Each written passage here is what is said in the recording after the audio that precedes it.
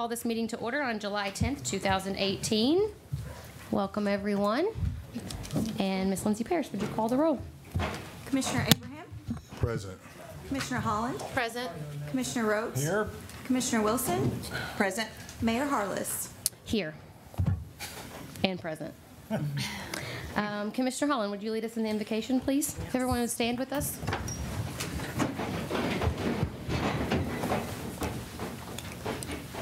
Dear Lord, thank you for the gift of life and the opportunity to serve the people of our city.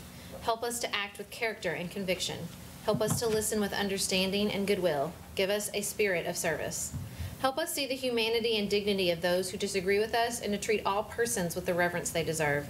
We seek a sense of the welfare and true needs of our people, a keen thirst for justice and rightness, confidence in what is good and fitting, and the ability to work together in harmony, even when there is honest disagreement. Amen. Amen. If you'll join us in the pledge, please. I pledge allegiance to the flag of the United States of America and to the republic for which it stands, one nation, under God, indivisible, with liberty and justice for all. Thank you all. You may be seated. Well, I can't go any further without welcoming a very special person who's sitting up here with us today. Mr. Jim, we're happy to have you. Thank you for being here and taking this amazing position I know you're going to be so good at. Thank you. Welcome to your first meeting. Let's all give him a round of applause. Thank you. Is Mark in the room? We got to say another thank you to Mark Thompson, who held the fort down. Yeah, we're going to keep doing this, Mark, for a couple months. Are there any additions or deletions to the agenda that you know? No, Madam Mayor. Okay, thank you. We have a couple of presentations tonight we're going to get started with. We have Scott Darnell you're with EntrePaducah and PED, Paducah Economic Development, and he's going to give us an update on what's happening in his world. Welcome. I brought Monica with me, so we're going to split this up for a minute. She'll take the sprocket side, and I'll take the traditional entree side. Years ago, at some point, we thought the gaseous diffusion plant was closing down. It technically did. We're not making uranium anymore. But we're in a cleanup state. We don't have the 1,700 employees, but we have around 1,300 to 1,400 employees. So, we lost, but we really didn't lose economically. A lot of those jobs transitioned to the private sector. But along the time, EntrePaducah came along and was going to help a lot of those workers being transitioned out, start businesses. Some of that happened, probably not to the degree that was originally forecasted. Some are entrepreneurs, most weren't. Most of them wanted to remain at the plant.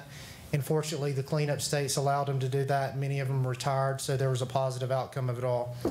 As it transitioned along, entrepreneurship is changing in Kentucky. There was these Kentucky Innovation Networks. They've been at the college, the community college. They've been at Murray State. The current director under the Cabinet for Economic Development, there is an approach to look at re-engineering those to be more effective in the current economic environment. But over the years, Entree's position transitioned to more of a concierge focus. We'll talk about some of the things we're doing. But about a year and a half ago, we saw this opportunity with the Innovation Hub partnering with the Paducah City Schools, and they were very successful. They're moving forward, building a very nice new facility on the Paducah campus of the high school. But along the way was this opportunity to get this proof of concept. There's an entrepreneurship focus, there's an educational focus, but true entrepreneurship needs to start, kindergarten, first grade, and up. So we recognize that opportunity, have been a tremendous partner with the school system and others in this approach from day one. But we recognize the importance of growing this and started putting last year significant resources into the development of Sprocket. And that include working with Monica in a dual role, where she works part-time for PED as well as the school system. And it's worked phenomenal. But she came on board at the end of October, 1st of November last year. A lot's happened with Sprocket. What we're going to do is tell you a little bit about that tonight. We've invested a lot of our entrepreneurial resources into that. And then this year, we're going to grow that significantly, and I'll point that out to the traditional side of where we're going with the program. But I'll let Monica take over from the Sprocket, then I'll pick up after that.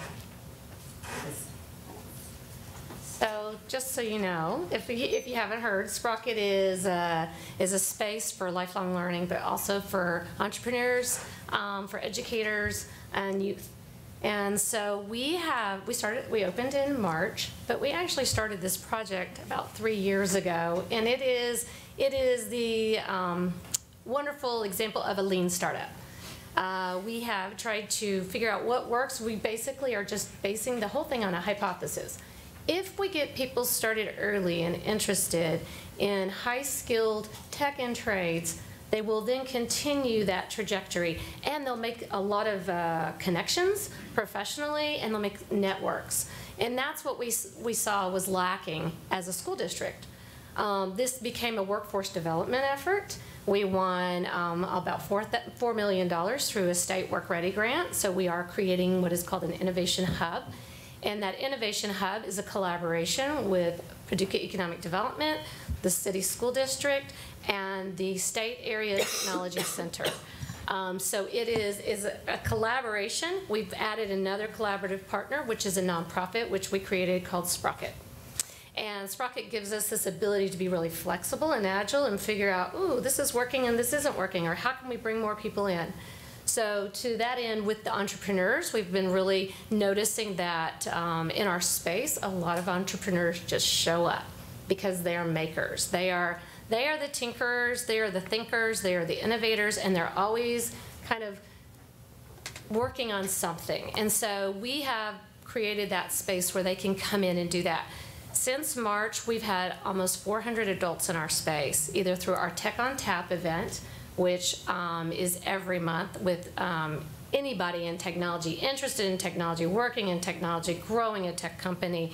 It's a fantastic hour-long get-together with bringing all those people together.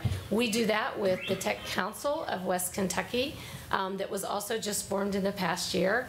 And so that is a great meeting. We also do a Startup Stories, which we just started about 3 months ago. Please come. It is so much fun. It is so cool. It's 30 minutes. It's a coffee hour.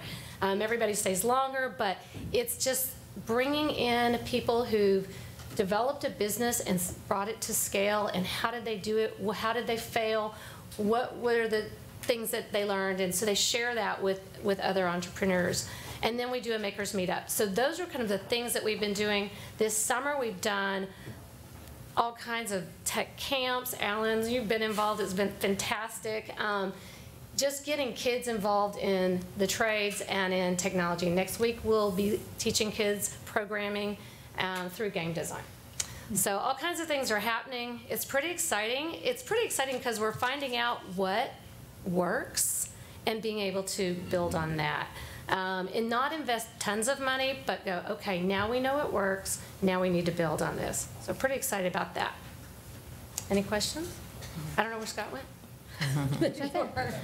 Anything else y'all need to know?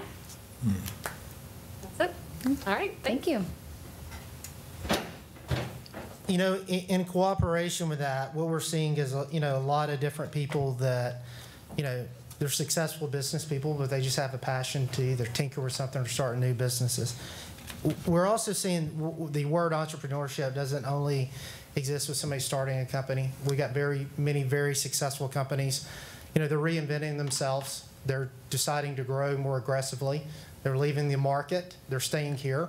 You know, they're rebranding. They're doing more partnerships and the rest, and that creates a tremendous opportunity. There's actually a Paducah banks all over Paducah, but there's Paducah banks now in Louisville. So that's a great example of, you know, entrepreneurship within existing companies. You know, if we break down the entrepreneur, somebody says, what is a small business? Well, if the SBA definition is about less than 500 people, that's most of the businesses in Paducah. A lot of entrees are 20, 25 and under. We pulled something from the database. That's about 1,600 registered firms in the 42001 zip code. That means there's entities with one person or LLC that's registered. You know, there's some with 19, 20 employees. You know, even a pool at the Methodist Church is registered as a business, and I'm not so sure if they have a real employee or not, but it's registered. But, you know, looking at a tremendous partnership with Murray State, who had a phenomenal year last year, continues working. The good thing about Murray State, their funding's back. We have somebody here full-time in our office 1 day a week. They do 3 to 5 appointments that we feed them there with certain issues. The things that we're looking at from the startup side is we've done something called Small Town Big Idea, Jumpstart, or more frequently pre-business orientation. What is it like to start a business? You know, how do we do those? When are we doing those? This program right now. The accelerator side, you know, again, we got a lot of successful businesses. It's easier to take a business from 5 to 10 employees, sometimes from 0 to 5. You know, this is an invitation-only approach. We got a lot of successful businesses are growing, adding. You know, we invite them in mini boot camps focused on certain areas, outsourcing, cash flow, using e-commerce to drive models. You know, that's being discussed in cooperation with Sprocket on some things. Franchising, that's something we talked about today. We have somebody come in doing a franchise seminar. We're going to get that done hopefully in the fall. And then, you know, the specialized things, tremendous partnerships. When Melinda Winchester was downtown, we're going to continue that when the new person starts, I believe, on the 19th. You know, a lot of those are specialized boot camp for artists. We had 60 people, great artists, but how do we make money being artists? You know, August the 18th, I believe, is something we're doing on Etsy with Make Downtown, you know, as well as, you know, getting feedback from the ongoing interaction with small businesses. PED's doubled their marketing and communications team this year. They've been reaching out to new businesses. Over the past few weeks, you've seen firms such as Kyra Works expand to a new location. Be Still Day Spa, House to Home Creations, H2H Apparel, and Fruita Bowls. You know, the important of them, small businesses, is recognition. Hey, they're out there. The good thing is creating that database with Murray State. This is being discussed. We need to follow up them on the 90-day mark. You know, what are the challenges? What are the opportunities? The 6-month and probably the 12-month. And then get the feedback from there. There's 5 of them there. We got 3 more that'll be going out in the next 2 weeks, new businesses starting. You know, we're going to probably see those, if we do it correctly, 20-25 a quarter that we're seeing, and creating a database and build the programming around that. You know, again, create increased partnerships. Great thing about the PED board. Tim Todd's coming on our board tomorrow. He's the dean of the business school of Murray State. We see that as a tremendous, you know, great direct connection with them, even with a great partnership with Murray State. You know, we're also, Monica did a great job for us, spent a week in Tennessee, North Carolina, and, you know, all over these different success models with entrepreneurship. They all had one thing in common, is a strong linkage to higher education and the business schools and that, you know, knowledge out of there. So that's continued to work. The referral base, the private sector partners of PED, there's 68 currently. We're going to grow that by 20% the next year with new investors, but also we get a lot of referrals with that. You know, we've got a financial service firm choosing a new site to build a location in the city this week. A new dentist is doing the same. And then the real estate development side, you know, we got multiple buildings. We've been highlighting those on Kentucky Avenue and the rest. So, you know, this is a very robust model for entrepreneurship. A lot of it's driven by more resources, more partnerships. But, you know, this is, you know, getting a lot more activity out there, a lot more programming. But, you know, it's a flexible model. I think the state's going to come with a lot of new resources when they redo some of this. And they've been here looking at the different things. So, you know, this is a flexible model, but it's a lot of touching businesses. It's a lot of promotion. You know, it's a lot of interaction with different partners. But it's also taking those innovative approaches with Sprocket and finding ways to connect those resources and dots better. You know, there's only 3 ways we create a job. Either we recruit it, we expand it, or we grow it. So this is just one important part of the, you know, economic development system. Again, there's many great partners, but Monica's doing a phenomenal job with us. The linkage between us and the high schools is stronger. We've made that relationship work very well with sharing an employee. You know, for us to continue, we just need to keep doing the same things, getting feedback from our partners, and, you know, continuous improvement and figuring out, you know, how we serve these businesses in a more proactive manner going forward. Thank you. Thank you. I think we're going to take questions if that's okay. Please do. Okay. Anyone? Mr. Holland? So you said that the significant resources you've invested in Sprocket. Is there anything beyond Monica, who is doing a fabulous job? Yeah. You know, I mean, we're putting on events. You know, if we do startup weekend, it's $5,000, $6,000, $7,000 for those types of events. You know, we're keeping as much capital flexible to respond quicker, try things. You know, we just can't go get a grant every time we want to do something. You know, we're spending probably, you know, the programming alone on Sprocket will be $10,000 to $15,000 this year or more. where we see fit. You know, the traditional entree. Are you was- covering that entire cost, or is the school board We pitching do. in as well? We cover that. We also, on traditional programming, Murray State was fortunate to get some other monies this year. So, you know, we look at each individual event, but, you know, we've allocated about $15,000 for these other events. And, you know, sometimes you come along, you know, Melinda had money sometimes that we used, and, you know, it's just each case by case basis, whatever we need to do. Some events are easier than others. Some are more expensive. You know, some of the professional speakers, you know, cost more. Some of the, you know, there's textbooks involved in some of these events, but, you know, there's awards for entrepreneurs sometimes in small town, big idea, but it's a collection across the board. And I'm wondering, what's the shift in approach from the way in which EntrePaducah, and the mayor might be able to help answer this question since she worked at EntrePaducah when it was first formulated. I mean, what is the shift in the approach from how it was first begun to what you're doing now? You know, I think Mayor can expand on this more. I wasn't here at the time, but, you know, about half of the money was going to the Innovation Network. Is that correct? Coming from the Innovation Network. You know, Entree at the time had a budget. It was receiving between city and county other it's about $290,000 a year. That was around that, yeah. Yeah. Yeah. I mean, you know, so this is more of a concierge approach where, you know, we spend more than we receive. You know, we have 50 from the city and 50 from the county, but it's doing similar things. It's just doing them probably through different networks of people, and, you know, definitely more resources, more can be done. But, you know, at the time, the mayor can expand on it. There probably was a different focus with you know, looking at the loss of X number of employees, focused on, you know, this plant's going away. Do we need to get the resources out there? Rather than, you know, we've got a pretty robust economy with a lot of businesses starting, and real estate's going to be an important part of that for people to locate. So I think we just adapt depending on the times. But, you know, Mayor, you can weigh in on that. Different time, different place, I'm sure. But Yeah, I mean, the only thing I'll say is I remember that Joe Frampton and Kristen Williams started studying what they call the economic gardening model. Correct. Which is the grow your own, basically. Like, what talents and assets do you have in your own community, and then how do you help to extrapolate off those? And that was the whole entire idea. Yeah. And so there were 3 full-time staff people, and we literally called ourselves concierge. And so if you walked Sure. in and you want to start a business, we were like your right-hand coach on every single moment of your entire process. We walked you through that process. And then we also did programming in elementary schools, programming in high schools, and events that you're talking about as Yeah. well with Chris. So are there any SBDC. staff, is there any staff for that individual sort of launched grow your own business coaching that she's talking about? I've had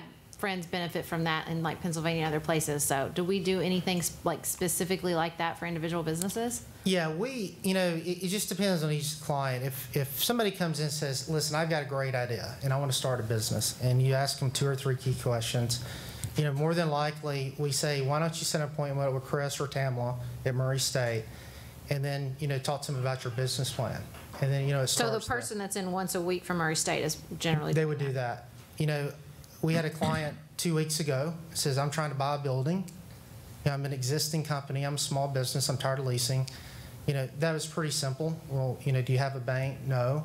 Well, here's a couple of banks you might want to talk to, and then go from there. You know, it depends on the idea. If somebody says, I have a patented product, and this has happened recently, and I want a patented product, excuse me, you know, and we need to understand how to do that better, then we refer them to somebody how to patent the product. So, you know, it depends on each thing, but if they're starting from ground zero with a great idea, you know, we probably put them, you know, one-on-one, starts directly to Murray State Small Business Program, then they start that approach from there. Can I call Monica back up? Yeah. So beyond the link to higher education, was there anything you saw in some of the other programs that you think would work well in Paducah? Yes, there were.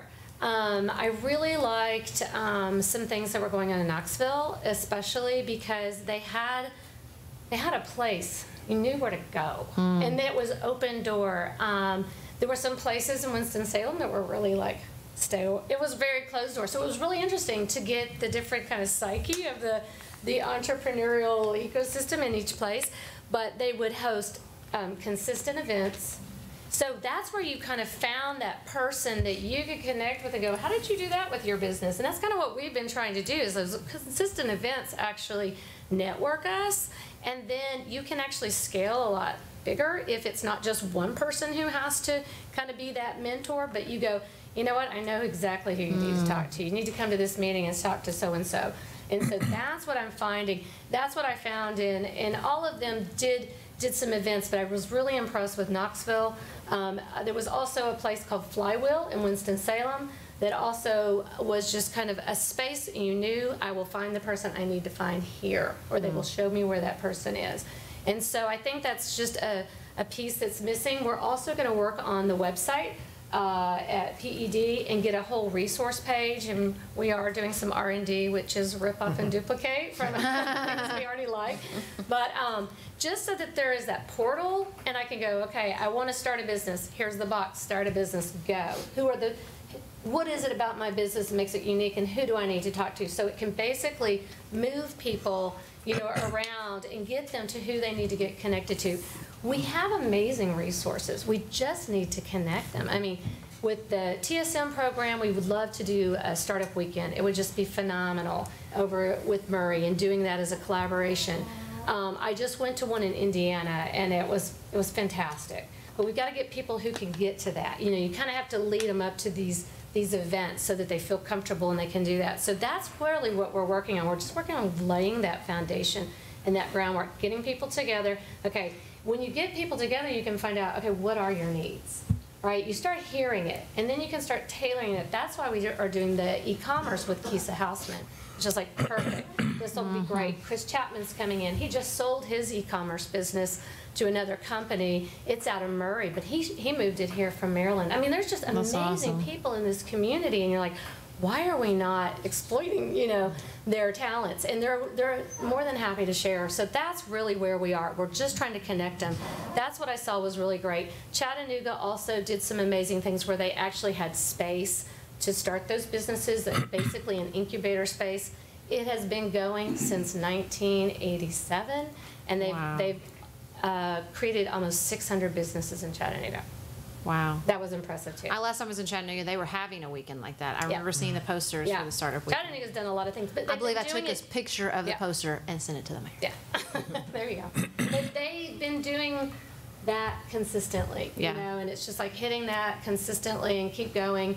That was really impressive as well. Yeah. And Tennessee has created a state network, so understand that as well. They have resources throughout the state that you can do these 6-week boot camps, and you can only get them through the state of Tennessee.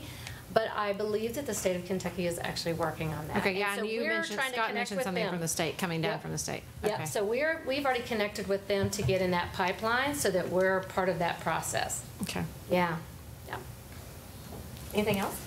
A question for Scott. Maybe just stay up here, Monica.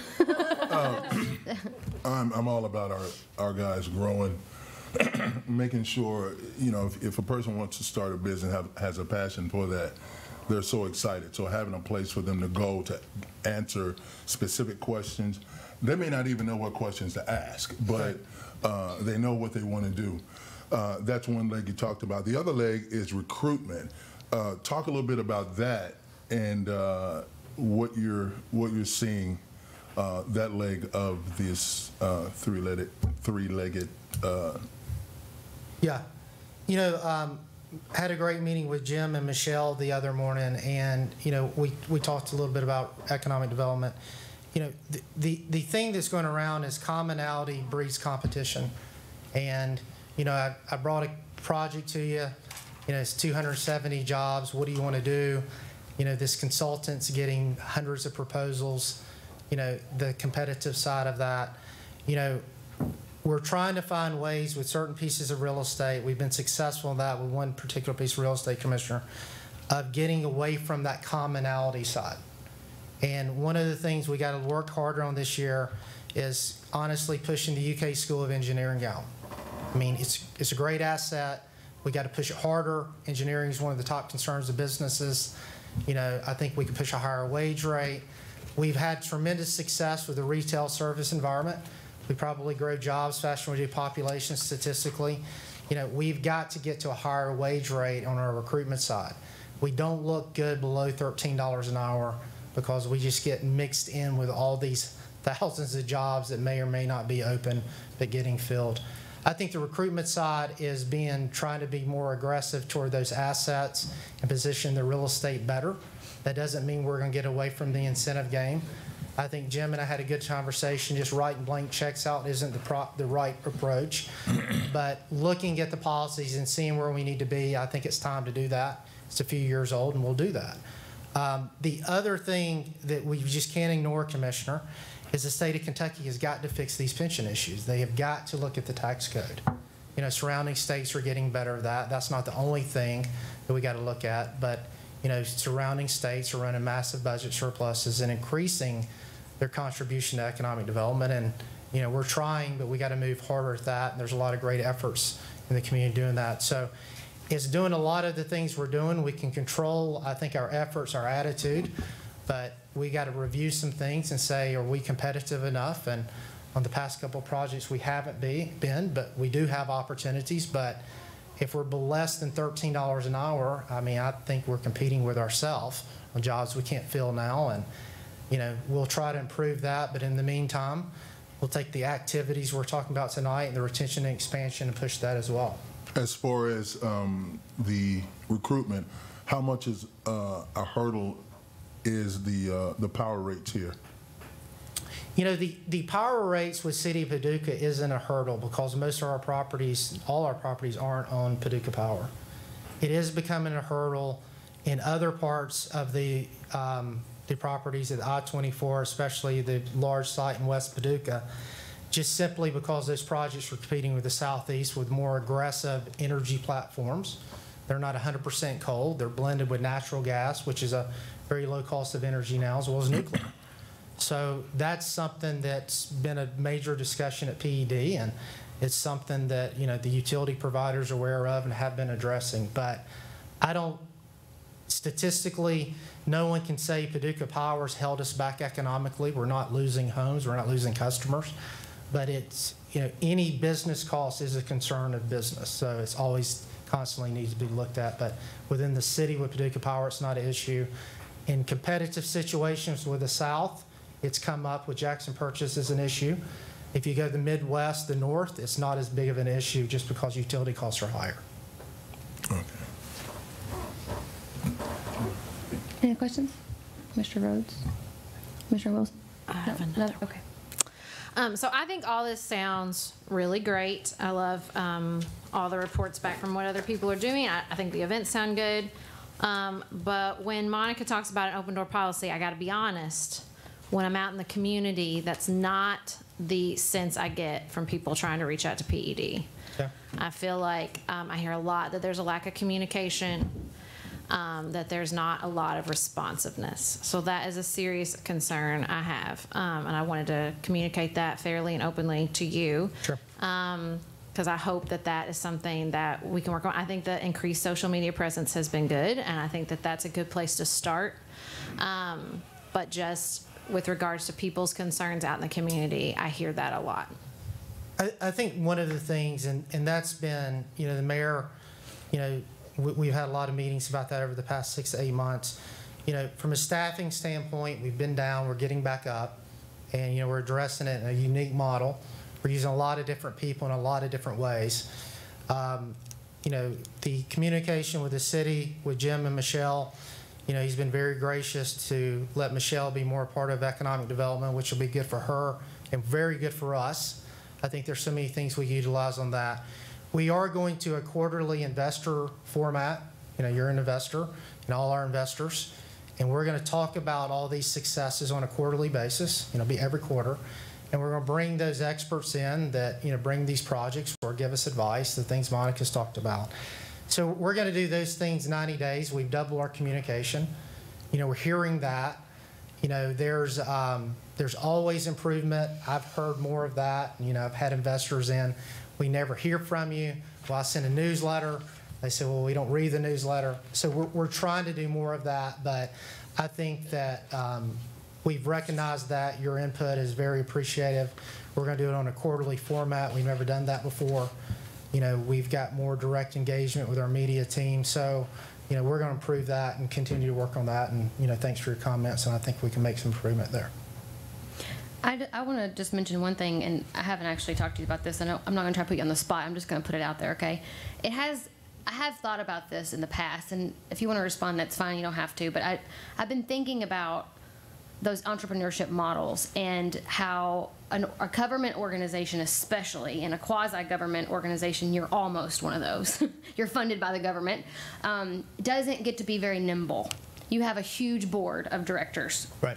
And Monica's pointing out that she gets to be nimble because of the way that the organization was set up. And so I'm curious if there might be a reality that we need to start exploring the option that entrepreneurship is not a function of Paducah economic development in the future. I don't know if that's the answer or not. I just wanted to pose the question because I'm curious if maybe that's a conversation we should explore. Not because we want to strip away anything and give it to somebody else, but because our community has evolved. And I'm proud that Sprocket has come out of, and the library, I mean, Susan's sitting right in front of me, has embraced entrepreneurship. So we have these new things that we didn't have when EntrePaducah was built back in 2010 or 12 or whatever year that was. And so I just wanted to put that out there, that perhaps it needs to be something that we should explore in the future. Yeah, I think it comes to a point where something's scaled and you always look at the resources. From a nimble standpoint, I think the way we structure our relationships with Sprocket and the rest, that nimbleness, a lot of it's come from PED. We can spend money at will. We're budgeted. We can allocate it. We can try things. If it doesn't work, we go a different direction. But, I think that's just the normal part of our process is, it gets to the point, is this your core mission? Or can Sprocket spring on its own? Sprocket's not designed to stay in the code plant forever. It was a proof of concept. So when we moved to the $22, $23 million building at Paducah Tillman, there's obviously different ways of looking at it. But if you're going to run an entrepreneurship model, you're going to have government dollars involved, whether it's PED or a standalone organization. When you take money from the public or private sector and you have boards, you still are accountable to someone, but the nimbleness, I think, it's a matter of being organized and recognizing sometimes a different employment model, and that's keeping people specialized that understand, these key areas and responding. But I think that's a normal part of any business process is always look at, can we improve by doing it a different way? Mm-hmm. So I agree. Can I ask another quick question, Monica? So the flywheel, the place you mentioned, and the places what was their structure? Were they fully? Flywheel's interesting because it's through the university. Okay, so it has that. Now, also realize Winston-Salem has a lot of tobacco mining. Still, wow. Reynolds Foundation. So there is an innovation corridor where all of that sits. And so that is burgeoning, and Wake Forest is there. So there's a lot of collaboration. It wasn't just, it was a bunch of entities coming together. In Chattanooga, same thing. Just like we have over here, the chamber was upstairs, the incubator space is downstairs, economic development is in that same building, and then all these new businesses are in that building too, and then SBDC is in there as well. So all the resources are really tight, and then what they were able to do was look at those businesses and say, okay, are you meeting your milestones? If you don't meet your milestones, you have to go. Or we have to help you, we do some kind of CPR on your business and help you keep moving it. So it was really interesting, but it was very collaborative. Every one of them was very collaborative. There was nobody just kind of, well, I take that back. There were a couple that take it on their own co-work spaces, but those were more business models, not so much really trying to grow the entrepreneur, but maybe just serve the entrepreneur. And again, they were bigger cities, so they had a bigger market. So there's some issues of scale there. I think with our market, and that's why we've done Sprocket the way we have, it's just that we're so small, we have to leverage everything. So we've got Murray State coming. We've got, the library comes in and does workshops with us. I mean, we collaborate all over. And so I think that's something that is unique to us, and I think honestly it's innovative because you realize small towns have to grow too. Mm-hmm. And how do we do that? Well, you don't do it like a big town. You can look at things that they do that work, but we've got to work our own model here just because we have specific needs and specific pain points that require a unique solution. And so that's what we've been trying to do. And I think we're getting there. I mean, I really do. And I'm really happy because the response I've gotten from the state and even the cabinet of workforce is just really positive. Like, okay, this is interesting. This could work. And they're really excited to see, okay, let's see how this works and let's see if we can get behind this even more, which they did. So we did get a workforce innovation grant as well. So we're just kind of pulling it all together. And all these partners kind of help make it work. So Thank you. It's been good so far. Yeah. I have one more question. This is something that we have started to talk about quite a bit in the city, and that is how do we measure what we're doing.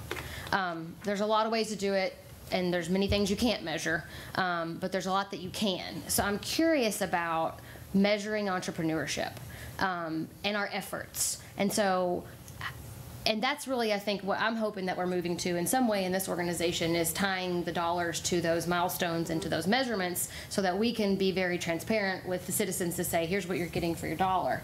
So I'm curious what your thoughts are, and maybe both of you can take a stab at that, but how do we measure this? How do we know if we're making an impact? What are those indicators that tell us that we're on the right track? So for Sprocket, I can speak for Sprocket. I'll let you go into the microphone so the people at home can hear. Excuse me. Specifically, because we did our strategic plan and we actually have some metrics. And one was just that, first we're looking at awareness. We just have to wake everybody up and say, here's the place to go, here's what you can do. We wanted to hit 500 adults and 500 youth. I'm at over 400 right now. This is just since March. This was for year one. We're going to exceed our milestones already. And the youth I'm at over 300, so it's fine. We also wanted to help people develop patents because we do prototyping and micro-manufacturing as well. And so we've started our micro-manufacturing services this month. So we're going to start building that client base, and the more other companies find out about it, it's really nice for them to just come to us because we can make that small piece you need, and then you can take that to the patent attorney and you can see if it really works. And so we've got some really great opportunities there and some really cool clients with that. So we really wanted to develop 5 new products and 1 patent a year. And that's part of our goal. We also want to we're working with the Tech Council to build a database. So we really want to figure out what is the true story of the tech worker, the technology worker. That's a real interest to us. And what is the demand and how do we serve them? And then how do we build that awareness so that this becomes an attractive place for a tech worker? So that database will help us kind of figure out where to go next and how many people are actually existing in that ecosystem and all of that. So those are our key goals for this year. You know, I think the great thing is how you're going to figure this out. We're just going to call those people she just visited. They've already figured it out. Chattanooga probably has the answer for most of this.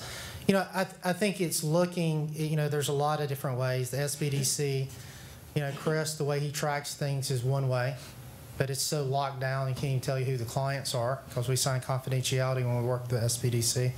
I think it's looking at, you know, the input side.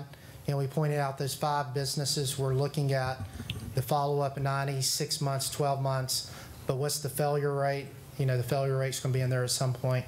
I think, you know, the tracking the job side, the activity side, and then looking at what some of these others are doing with the SBDC, and then just overall real estate absorption can be each one of these businesses I pointed out are in 1,000 to 2,000 square feet, and you can put a nice report together, or you can go as far as helping a business and saying you retain. But there's a lot of different ways of looking at it, but, you know, how are these other ones doing it is probably the first place I'll start to get that answer quicker. So we haven't been measuring, though. Is that what you're saying? Because you're saying you will do something, but we haven't been measuring. I think that we've been measuring a lot, but, you know, this is a big debate at PED. I mean, measuring every quarter of how the economy's performing is just not realistic with the data we have. I think we've got to look at it as trend over time, and that's consistency of doing the same things over time. So, you know, we've looked at it a different way. Okay. Anyone else? Well, thank you guys for coming. Thank you. Appreciate it. Appreciate it. Yep. All right, we're switching gears completely now and talking about the comprehensive stormwater master plan.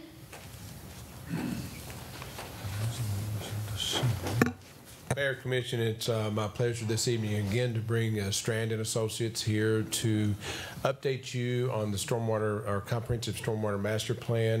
They're going to give you the information that the SWAC has looked at and been carefully studied. So without further ado, I'm going to have Steve Vogel with Strand to come up, and he's going to talk with John Lyons and talk about where we're at, where we've been, and where we're headed. Thank you.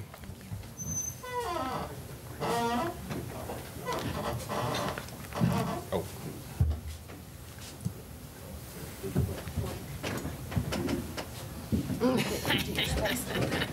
Sorry.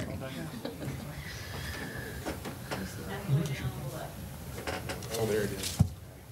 There. Technical challenge, I'm sorry. Thank you all for having us tonight. We're really excited to come and share with you all the work we've been doing as we're quickly approaching the end of the development of the comprehensive stormwater master plan.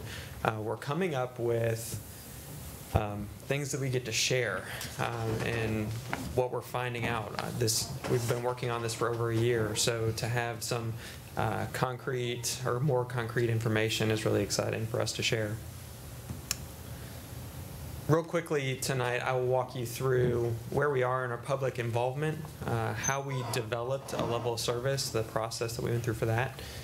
I'm going to review with you a few of the alternatives that we've developed, not all of them by any means, but just a few to give you a flavor for the work we've been doing. And then John will come up and talk to you about the development of a funding stream to begin to pay for these projects.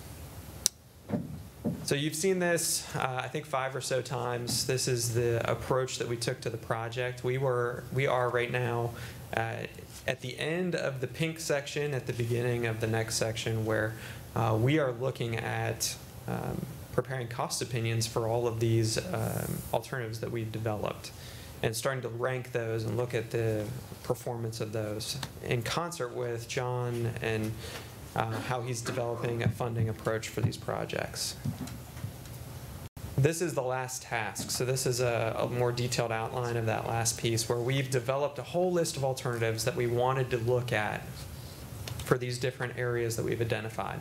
And we developed modeling tools to assess those, and then we've had involvement with the SWAC, the Stormwater Advisory Committee. And we actually, because of the nuances of the project and some of the information that we were finding as we went through, we include that runs red because we added another one. We wanted to present again to them for them to see the work that we've done and further get feedback from them. And we're here now. We're ready to present alternatives to the public, and you all are the first step in that. We would like for you to see the early view of what we've come up with and give you a flavor for where we're going. Last time we were here, Mike got up and shared with you 23 priority problem areas that we identified. Those are the ones in the orange with the black outline, including the yellow. And we shared with you that these are areas where we've seen frequent flooding. The model has identified flooding problems. And then we took those, and along with the technical or advisory group, which is the city and JSA and the county and us as a project team, we whittled those down to 10. We chose the highest priority 10 out of the 23. These are areas where we found more severe flooding, more tight area groups of houses that were flooded, frequent complaints from the city or from the residents in the city, and then also feedback from the first 2 public meetings where folks from these areas have come and expressed their concerns to us. And you can see at the bottom right corner the number of primary structures. So that's residences and businesses. That doesn't include garages and sheds and outbuildings. That's the number of primary structures that our models have identified as flooding in each of the design storms. So the 10-year event, the 25-year event, the 100-year event. So you can see the Those breadth. are included in the problem areas or all over the city? That's over the entire city. Oh, okay. Yeah, just to give you an idea of the number of structures that we're talking about.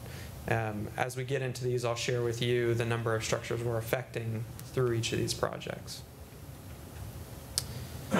So we took those 10 areas. We started with the 100-year level of service. So in each of those yellow areas, we identified projects that would address the flooding in some manner to mitigate, reduce, or eliminate flooding. Then we evaluated them. So if you look at the top, that's what the information that our model spits out is. Those red structures are ones that are flooded. And then as we identify solutions, so you can see in the bottom, that little red line is one of the opportunities that we developed. The blue structures are ones that were removed from flooding, and then the yellow ones had significantly reduced flooding. So just to give you an idea of what you're going to see in these next few slides, the way we evaluate these is we look at the number of those structures, and we project an amount of damage that will not be affected on those structures based on the solution that we've provided. And then we compare that to the cost. We did a rough order of magnitude. You'll see ROM in the rest of the presentation, a rough order of magnitude cost. And we create a ratio, the benefit to the cost. The higher the benefit, the lower the cost, the more favorable the ratio is. And so that's how we looked at these. And so I took a snapshot of some of the alternatives that we looked at. And this is all based on the 100-year, so kind of the highest rung that you shoot for when you're looking for flood mitigation projects. And each one of those listed across the top is an alternative that we analyzed. And you can see the number of structures where flooding's reduced and the number of structures where flooding's eliminated. So you can see they all target different areas. Some of them target the same areas and combine with others. But if you'll look and just see the number of structures that are affected varies wildly between all of them. And again, that's a function of how effective the alternative is. So we took all of the alternatives, these and all the rest of them that we developed, we looked at the cost for those and combined them together to see how we can group them together to get the most effective solution. We came up with a combined project cost of somewhere between $43 and $47 million, with a benefit to cost ratio between 0.79 and 1.07. So the benefit was around the cost for a lot of these projects. One of the questions the first time we presented this information is, why does it cost so much? There's a lot of reasons that it costs so much, but a few of them have to do with how widespread the flooding is. And there's a history of widespread flooding. So this isn't the first time flooding in Paducah has been looked at. In fact, there's been a history of projects that have been completed already. They took the projects that were the most straightforward and the ones that they could do with the funding that they had, and they've done them already.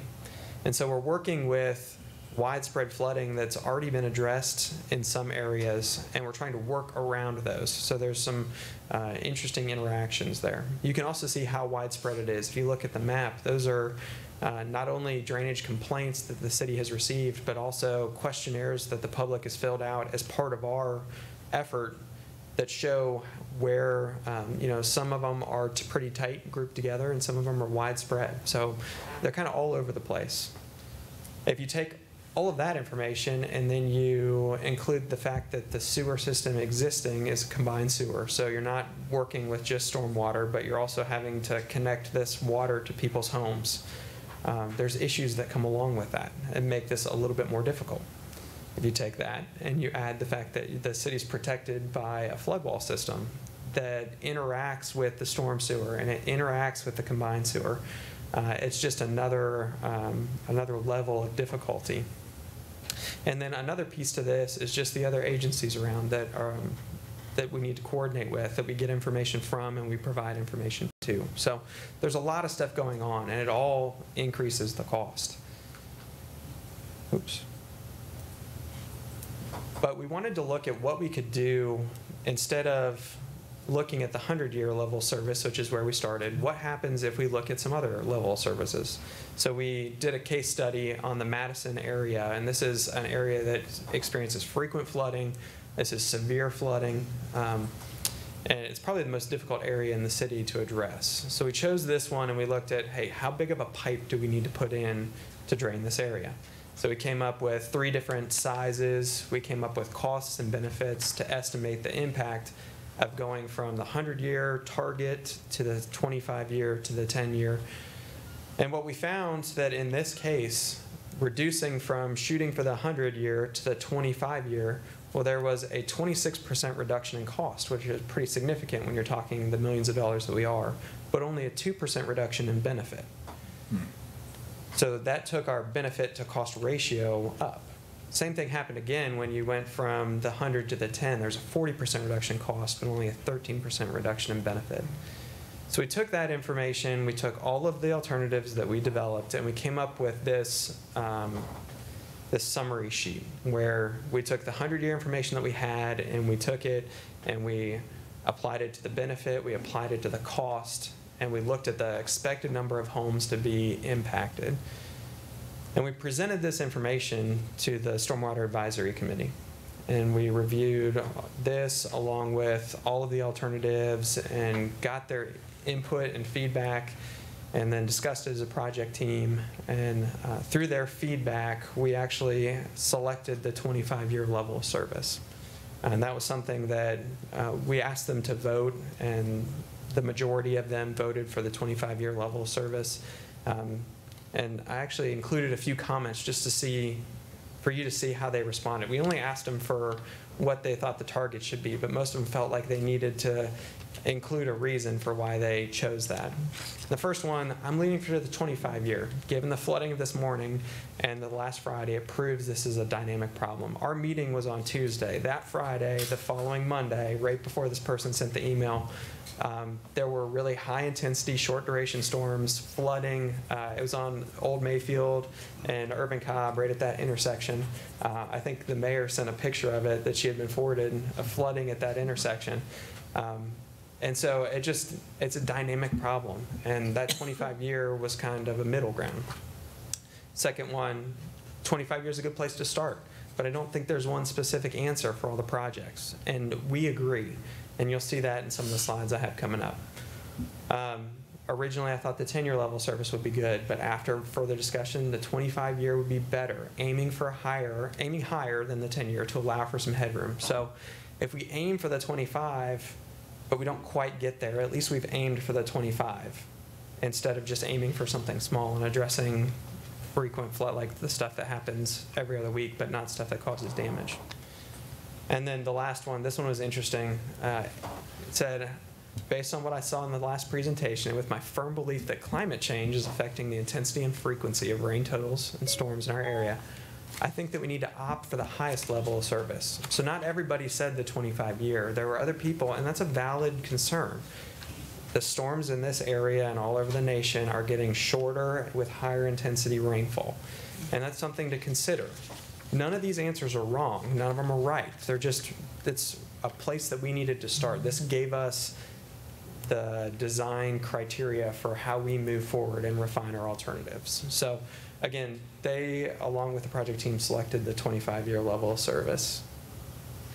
So using that information, I'm going to show you 3 of the project areas and kind of show you the alternatives that we've developed in those areas. The first one, this is in Cross Creek. It's hard to see on this last slide, but it's down there at the bottom. We targeted 4 areas right in that general region as part of our original 23. We targeted the one in the middle, which was at Alabama, because that was the highest and most intense flooding of structures. But as we evaluated it, we noticed that there was nothing we could do in the immediate region, so we had to look upstream and we had to look downstream. So that framed our 2 solutions or alternatives that we've developed. The first alternative was to place some restrictor plates. There's 2 culverts that go under the railroad. And there's an area of the golf course that already is inundated by floodwaters. So by placing and controlling the floodwater in that area, we were able to reduce or eliminate flooding in a significant portion of that upper area, and then just reduce in the downstream area. If you take that and you couple it with some additional culverts on the downstream end. Wait, go back just a second. Yeah. And those are only $500,000? These are really early estimates, but yeah, it would be just a control structure at the upstream end. I was just glad to see something that wasn't $1 million. We'll get there, don't Or worry. more. Oh, he's there already. Here's your That's big why I made numbers. him go back. I saw the number shoot up. Stay tuned. Yeah. So these are culverts under 2 state routes and a railroad, so they're relatively expensive. And this is something that was identified previously in some of the other work that previous analysis had evaluated. And they noticed that the downstream's an issue. If you can release that, you won't get it overtopping the roadway, and you'll likely not see the conditions that you sent in the picture where there's flooding at that intersection. Now, there may still be local area concerns that need to be addressed, but these are the big concerns that are going to address the major flooding. And again, you can see, here's a summary of those 2 projects. You can see the number of structures impacted, the expected benefit, and the cost. To get up to that next rung, to get those 40 removed, you do have to increase the cost quite a bit. But that's what was required to make those impacts. Another area that we looked at, and looked at in depth, even more so than I think all the other areas, was this Pecan Drive area along Crooked Creek. It's an area with known flooding. The roadway overtops, we've got pictures of that. Those structures along Crooked Creek, they flood frequently.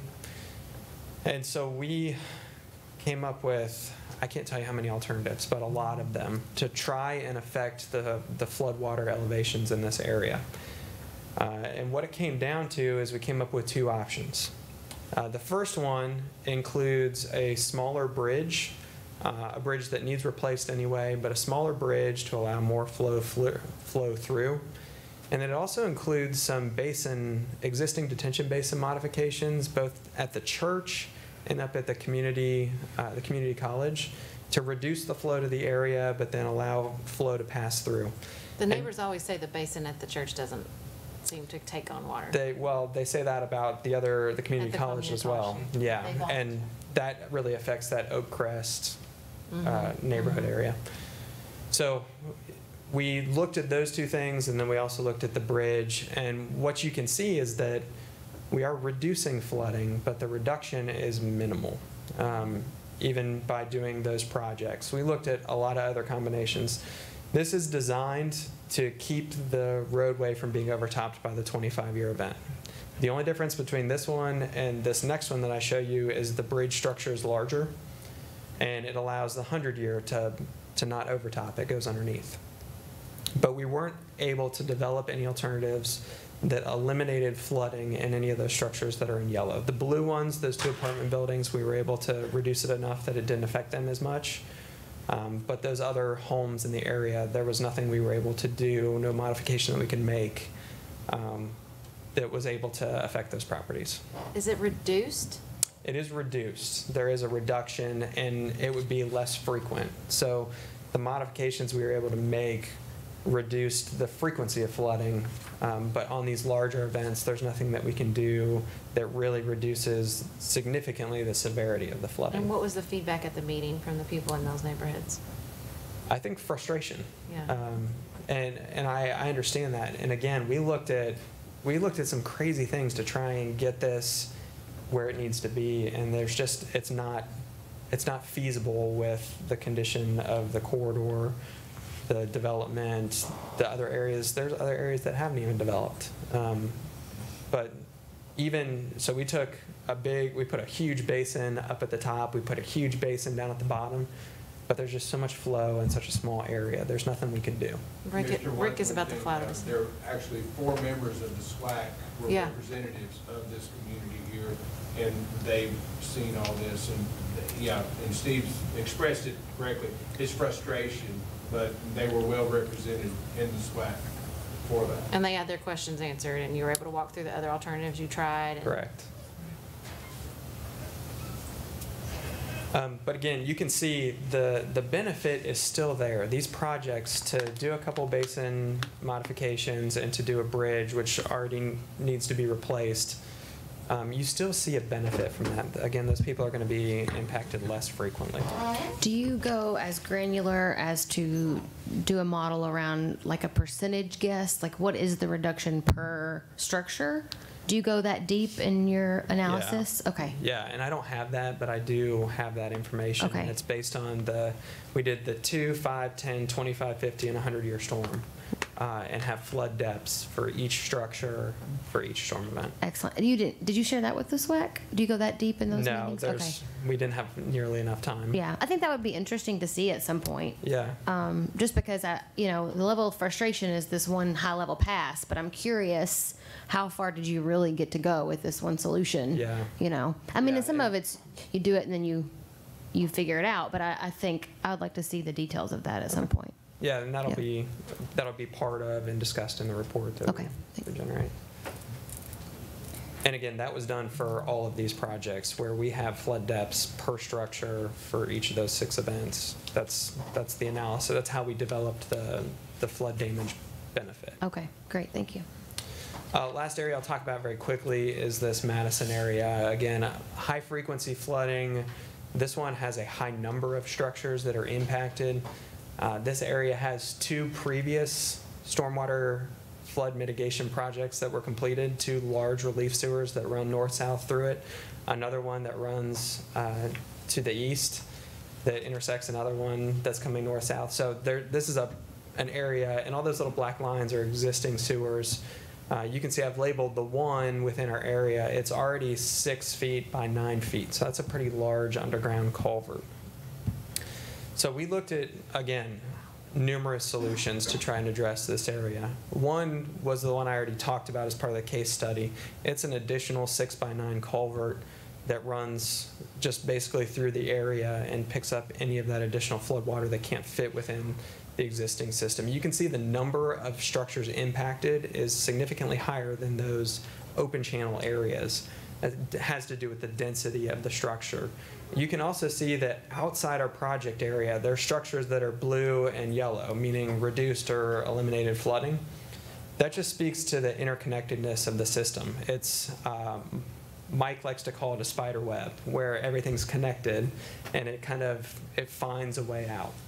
So you'll see that these solutions impact buildings outside of our project area in addition to the ones that are inside the project area. Just see the water, and it's smaller, am I believing? Yeah. So you go from significant. there to the solution. It's a pretty dramatic decrease.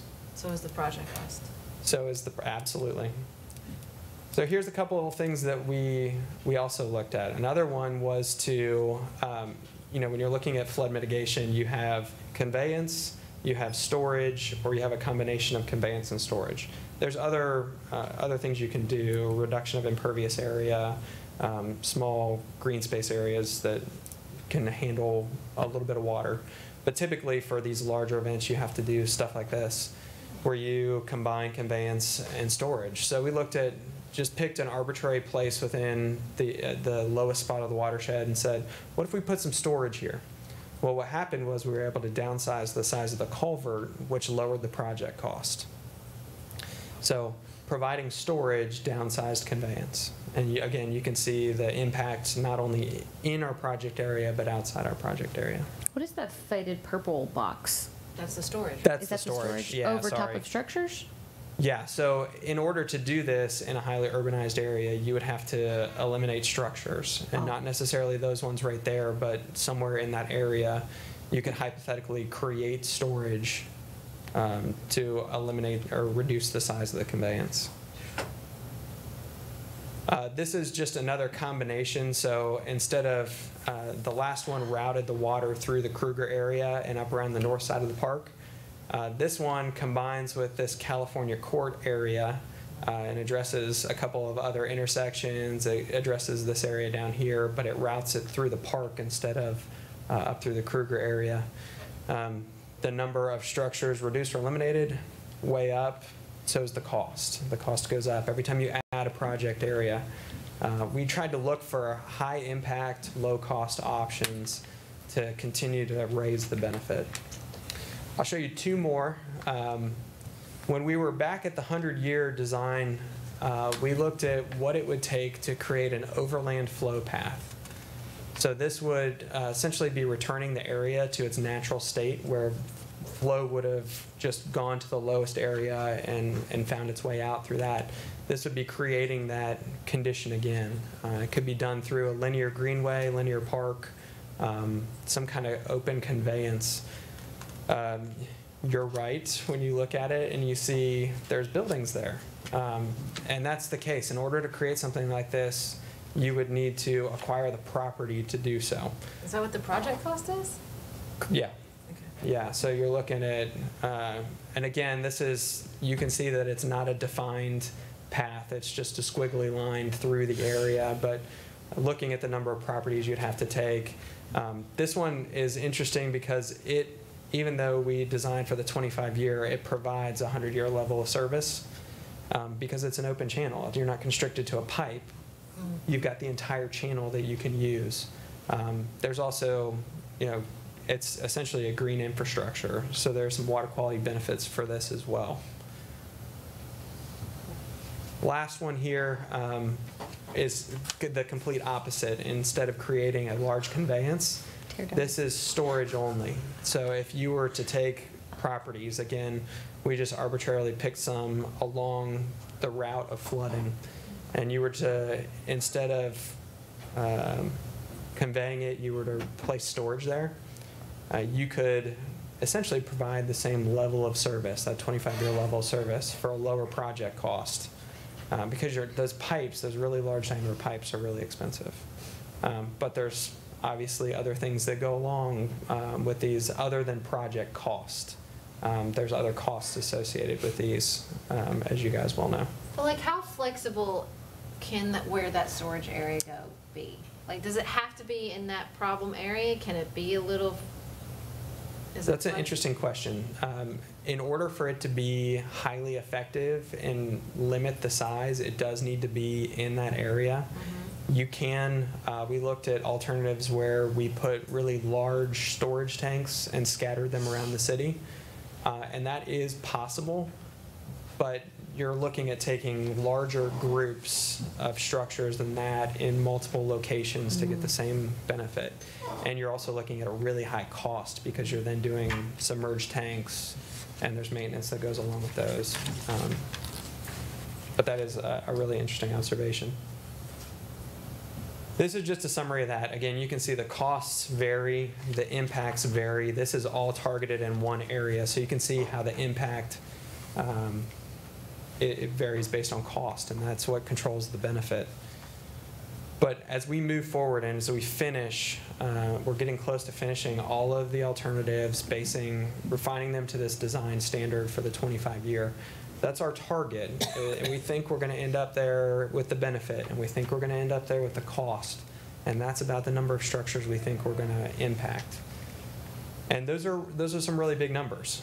And that's why I'm going to bring John up to talk about what methods might there be to pay for some of these improvements. Really quick before you do that, Yeah. do you have any comparison of those numbers to the very first slide where you said that if we could solve all the problems, here's how many structures we would help? Yeah. I think you had like 1,000 something For the 100 year, 100-year. it was 1,000. Okay. For the 25-year, I believe it was around 400. Okay. It was like It was like 300 6 and something. Oh. Or it might have been 6. Or all over. It was Yeah. 360 Thank for you. the low, for the 10, not 24. It was like 300 something. Okay. Okay. I've looked at these numbers so many times, I can't remember. Yeah, that's fine. Thank you.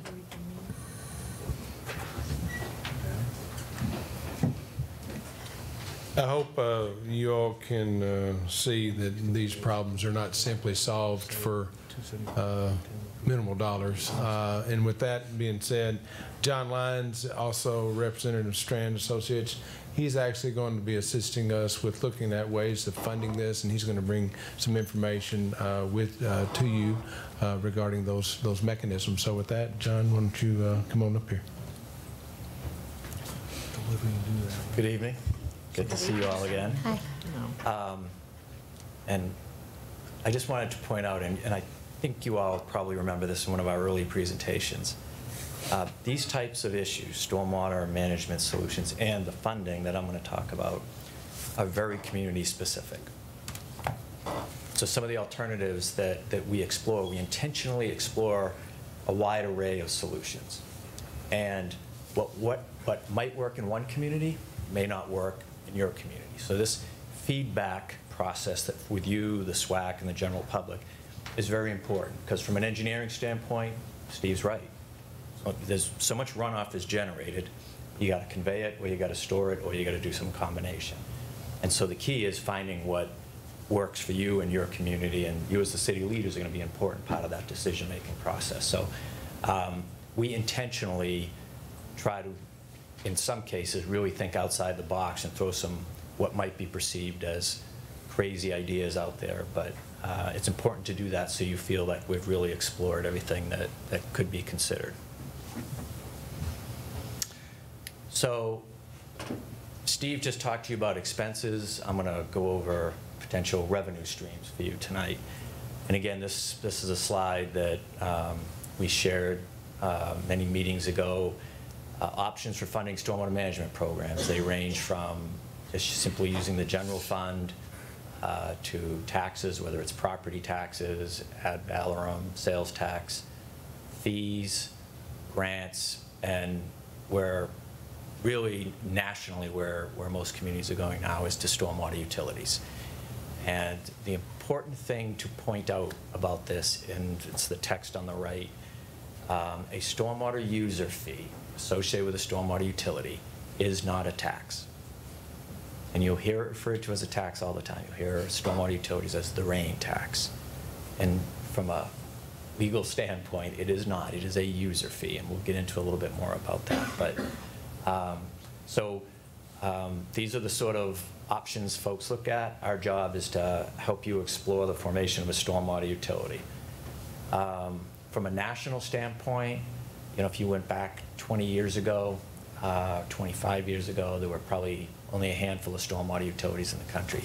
As stormwater management has become a higher priority with communities, as environmental regulations have become more prevalent, more stringent, communities are going more and more towards developing these dedicated funding sources through stormwater utilities. And there are the stormwater utility approach, there's many options within it. And we're going to talk a little bit about the most common form of a stormwater utility is based on impervious surface. And we'll talk a little bit about that. Within the state of Kentucky, there are already 12 stormwater utilities.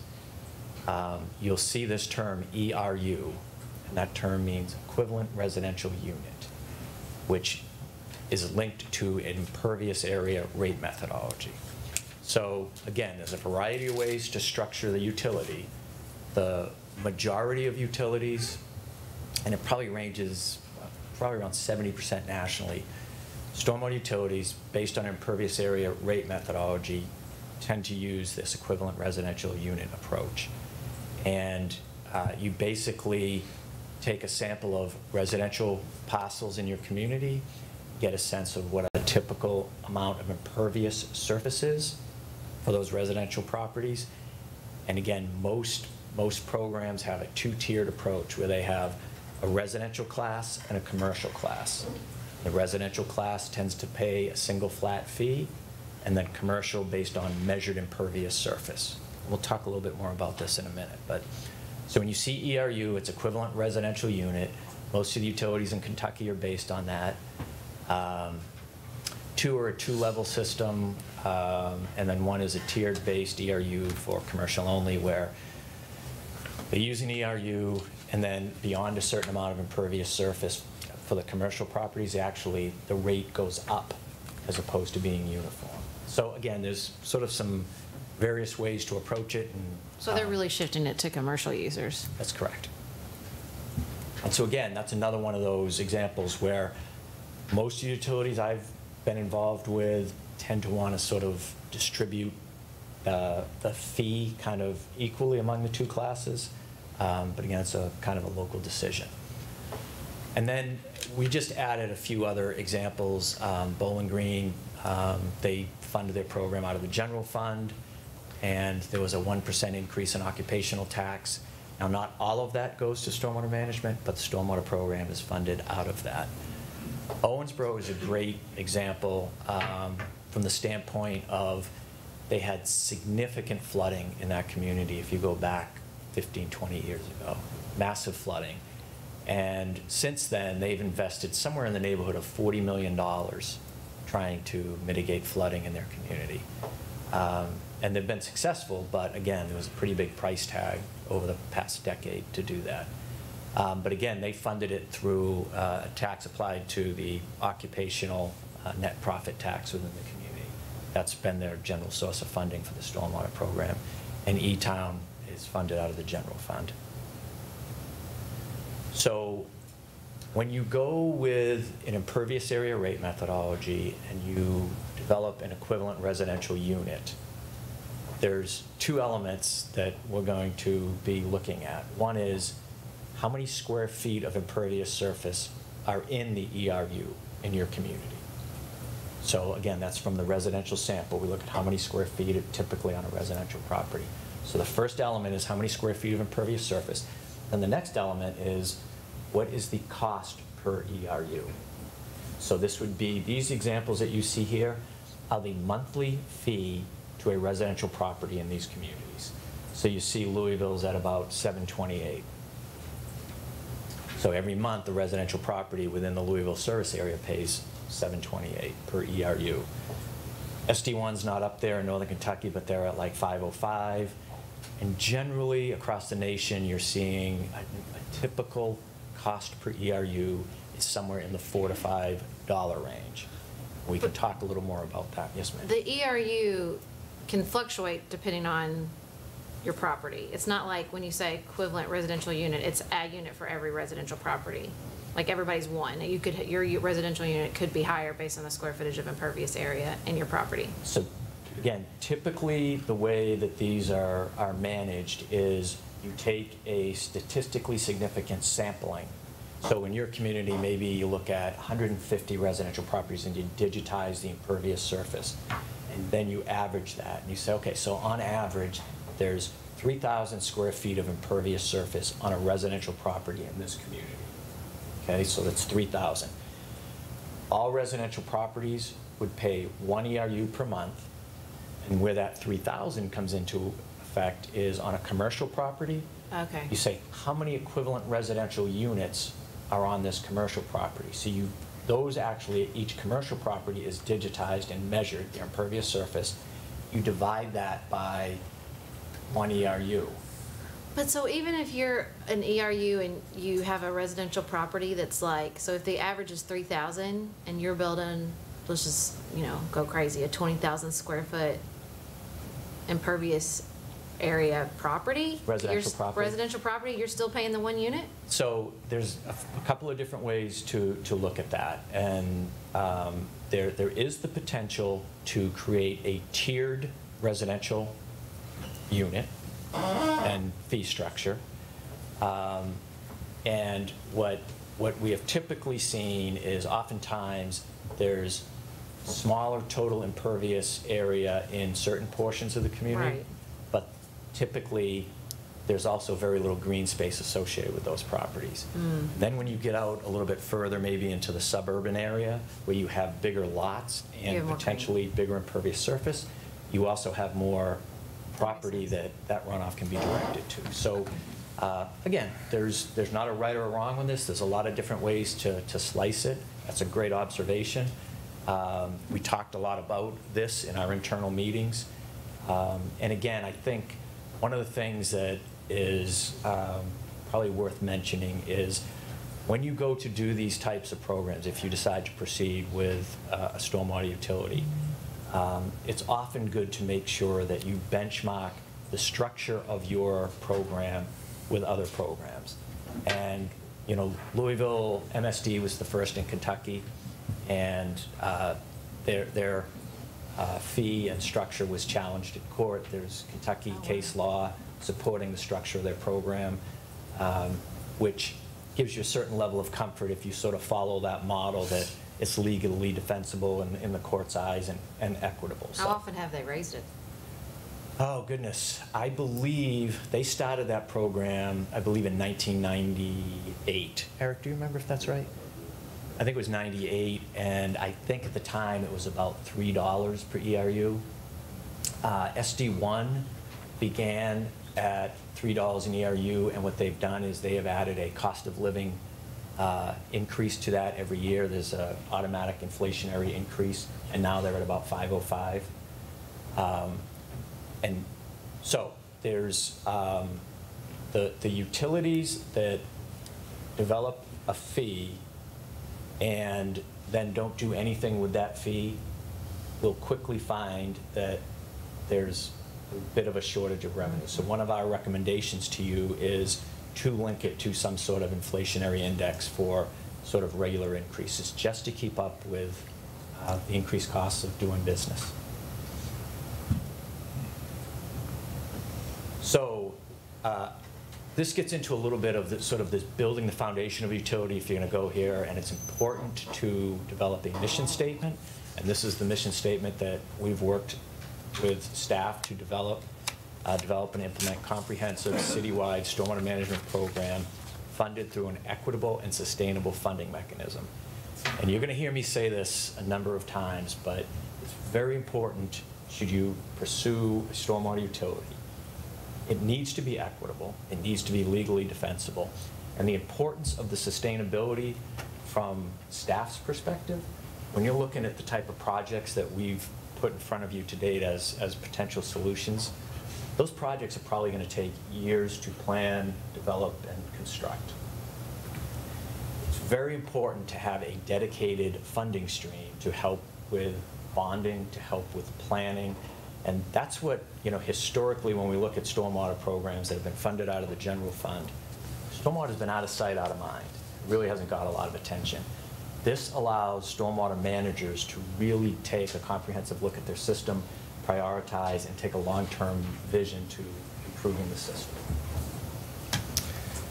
So some of the guiding principles, I touched on the first one, but this program and this revenue stream would be used to plan, construct, acquire, regulate, operate, and maintain in a cost-effective manner a public stormwater drainage system to perform within an established level of service. And again, we've talked quite a bit about this, but you know, you're never going to eliminate flooding. You're never going to eliminate ponding water in certain areas, small or big. The goal is to manage this to an acceptable level of service for the community, to deal with the more frequent storms, mitigate the larger storms, and just overall manage the runoff, but it does not eliminate flooding. And then, I think you're all aware of this, Paducah has a permit from the state of Kentucky relating to the stormwater management program. The focus of that is really water quality.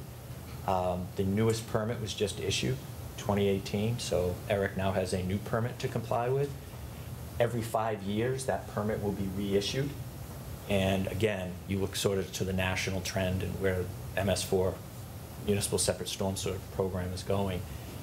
Every year, every 5 years when this permit is redone, the requirements get a little bit more stringent. So Eric now has requirements in his permit, in his new permit, to do activities over the next 5 years that he didn't have to do before. So the program gets a little bit bigger, a little bit more difficult to comply with. One of the efforts that would be addressed through this funding mechanism is future permit compliance. And like, are you guys going to talk about kind of the opportunities of working side by side with JSA on their capital improvement program and how there might be cost saving opportunities there? Sure. Absolutely. Okay. Good. JSA and the county, you know, a lot of our water is received, comes through the county, through Paducah, as well as JSA's combined sewers and our sewers. So the interconnectivity and the interaction between the agencies has gone on for the last 18 months with this. And in every project that touches the combined sewers will also have heavy interaction between both agencies. So the project cost here is not taking into consideration any efficiencies or economies that we're going to have from that relationship. These project, one thing I want to stress is these project costs are extremely preliminary. Once you get into the nuts and the bolts of the engineering, those will be more refined, but they have heavy contingency values placed upon them. But until you get into the actual design, it's hard to identify those costs. These are very aggregate costs. But Mayor, really good observation is, right, the CSOs that JSA deals with is still stormwater. Mm-hmm. And you know, we've had discussions with JSA, and we'll continue to look for opportunities for that mutual benefit to coordinate their activities and what they need to do from their regulations with our activities from a flood control standpoint. So it is a real opportunity that needs to be looked at. Because the stormwater utility that we're talking about right now would just be the city of Paducah. That's correct. That's correct. And I have an area of service, which is a key decision point. Well, I think it's actually the next slide, but yes, right now it's within the city. So again, it's also important to clearly define what you're going to do with this new revenue stream. Where is the money going to? What type of activities will be performed? And this is kind of like a quick list of what we think needs to be done and what should be funded out of the program.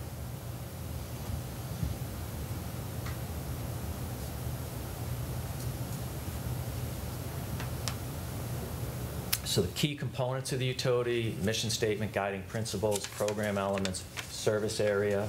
Commissioner, just as you mentioned, we got to define public versus private. We're using an impervious area rate methodology. We will have to define res and non-res, and then do a cost of service analysis. And I'll run through some level of details on each of these. So the service area right now is the city limits. That's what's being proposed. That is basically the service area and the customer base from a fee standpoint.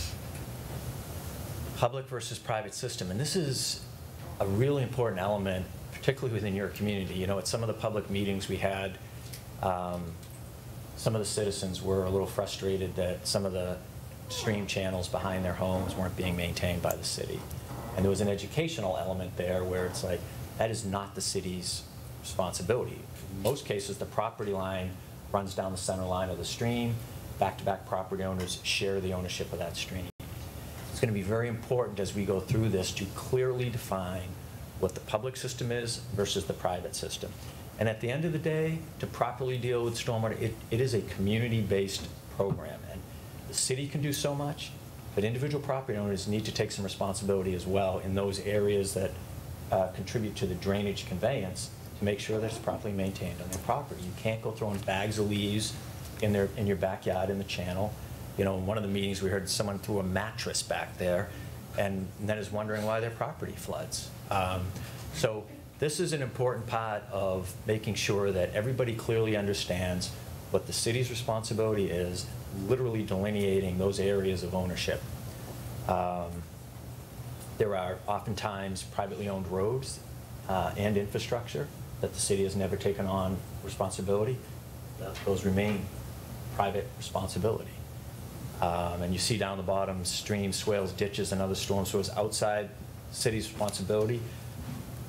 Maintenance activities will not be performed by the city in those areas. However, the city does have authority to make sure that proper drainage is still conveyed through those areas by interacting with the public and invoking certain ordinances if necessary. So the rate methodology, we're going with an impervious area rate methodology. That'll be the basis of the fee. So you can see on the right some example residential properties.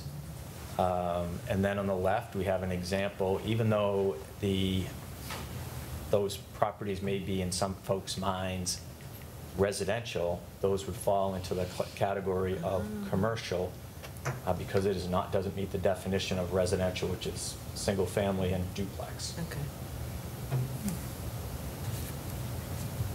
Impervious area definition, again, it's pretty straightforward. It's hard surfaces that prevent the infiltration of runoff. So they generate more runoff than an undisturbed area. This is the residential non-res definition. A residential property is a single-family detached home or duplex occupying real estate on one parcel in which the inside and outside of the structure is owned by the same entity. Non-res is everything else. So if you meet the definition of bullet 1, you would pay a single flat monthly fee of 1 ERU. If you fall into category 2, your impervious area is measured, divided by the ERU, and that is your fee. Cost of service analysis. So Steve showed you some of these big flood mitigation projects that are being considered and some preliminary planning level costs for those. The other element of a cost of service is the infrastructure that is already in the ground today. So your current budget for stormwater is about $60,000, and flood protection system budget's around $600,000. But now you've got a system in the ground that, quite frankly, needs to be inspected, needs to be cleaned, maintained, in some cases upgraded, in some cases replaced. So what we do is we take that information that is available on that infrastructure, type of pipe, the size of pipe, the age of that pipe, and then we assign a cost to maintain, operate and maintain and replace that system over time. And we typically look at a 100-year life cycle. And different pipe material have different life cycles. And then we'll translate that into an annual cost. So that is one element of a cost of service that is going to be included into this program. And again, I'll say this is a national issue. As communities have developed, storm sewer systems have been put in the ground, they've been buried, and they've been largely ignored. We have a client in northern Kentucky that there was this a flooding problem that had been going on for 15 years. And everyone kept saying, the pipes need to be bigger. We need new pipes, we need bigger pipes. Finally, the stormwater utility got the money to go in and investigate what was going on, and it really had nothing to do with pipe size. They pulled a 24-inch pipe out of the ground that, I have pictures of it. I'll bring them one of these days. And seeing it sitting on the ground, it looks like a telephone pole. It's a solid pipe. It was full of sediment from upstream development that hadn't been properly maintained. It was a flat portion of pipe, sediment built up. It was completely blocked with just sediment and dirt. Replacement of that section of pipe, freed up, reduced the flooding, the world was good. But until you have the revenue and the resources to go out and inspect your system. Think about if they just cleared it out with this much sediment. Right. So this is really important part of really making sure that you understand and have the resources you need to properly maintain. Can I ask a question really quick? What activities are we currently spending $600,000 on? Where does that money go to? That's your annual operating budget for your flood wall. Oh, for the flood wall. Yeah, that's, right now your general fund, Eric in his, he's got $60,000 to address problems that are in our current stormwater system, but the $600,000 is what it costs annually to operate the flood wall. Thank you. So the next steps, right now we're completing the impervious area evaluation to develop the ERU and digitize the commercial properties. We've started the cost of service analysis. We'll be developing a credit policy to allow, and this is for property owners to implement controls on their site.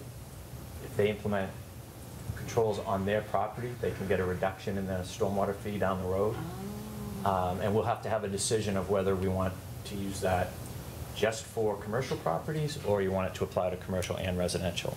We'll have some discussion about That's it. the stuff we talked about the first time, like rain barrels and stuff. Exactly Like if you right. do that, you get a reduction in your That's right. something like that.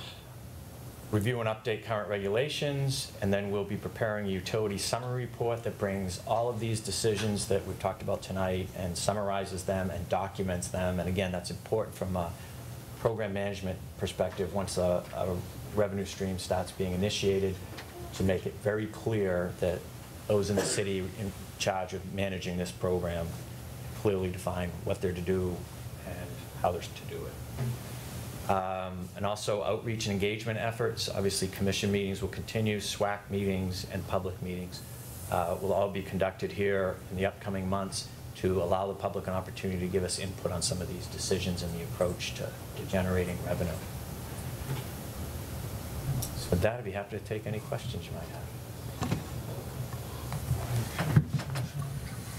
have. Questions? I have just one. When you say a stormwater utility fee is not a tax, Correct. so what's just the simple answer to define the difference? You're paying for a So- service. Say that again? You're paying for a service. It's a service. Directly. And you Don't have the... people think that taxes are going for services too? Yeah, well, I mean, like you pay for the JSA, you pay for water, you pay for gas, you pay. So this is another. But it can't be used for anything else, like a tax It goes can't into be used for. I understand all of that, And but you have still, the- people look at I it. get it, I get it, I The general get it. public looks at it as that, so I'm just looking for the simple answer to say, well, it's not a tax. It- Okay, it's because it's a service. And it's based on the amount of impervious surface you have on your property. So you want to implement practices or design a lot that has very little impervious surface, then, your fee can be adjusted. So say you put your house on stilts, for example. Well, not your house, because your house is one ERU. Yeah. It's only commercial property that has the ability to choose. Commercial, Yeah, but if you had stilts, you would have no ERUs, wouldn't you? Honestly? I'm sorry, say that again. I mean, no one's gonna put their house on stilts, but if you had your house on stilts, you'd have no impervious surface, wouldn't you? You'd still have a roof, and that runoff is going onto the land. That's why I'm So, not an engineer.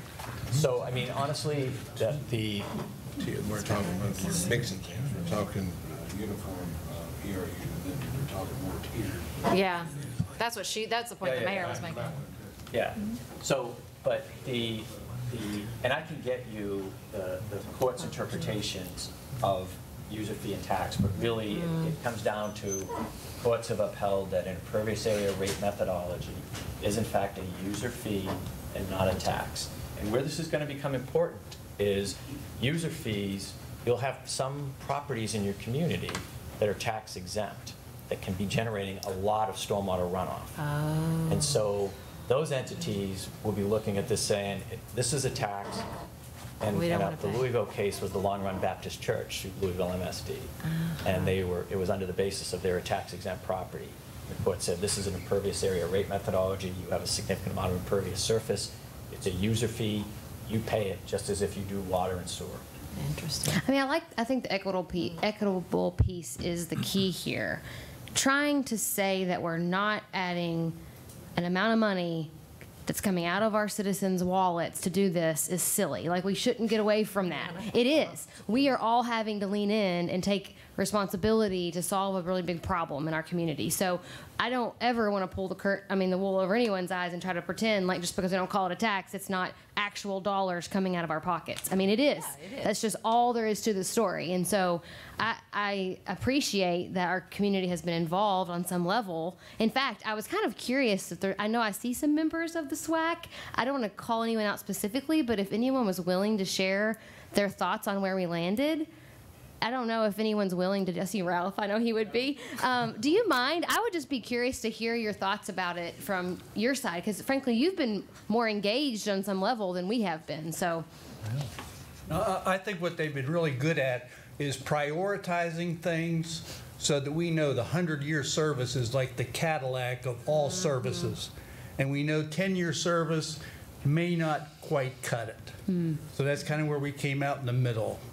And they were also good on showing us different options. And we still have that with this model. We can tweak stuff here and there as it develops. And so I think we have a really dynamic and flexible model that will serve us well going forward.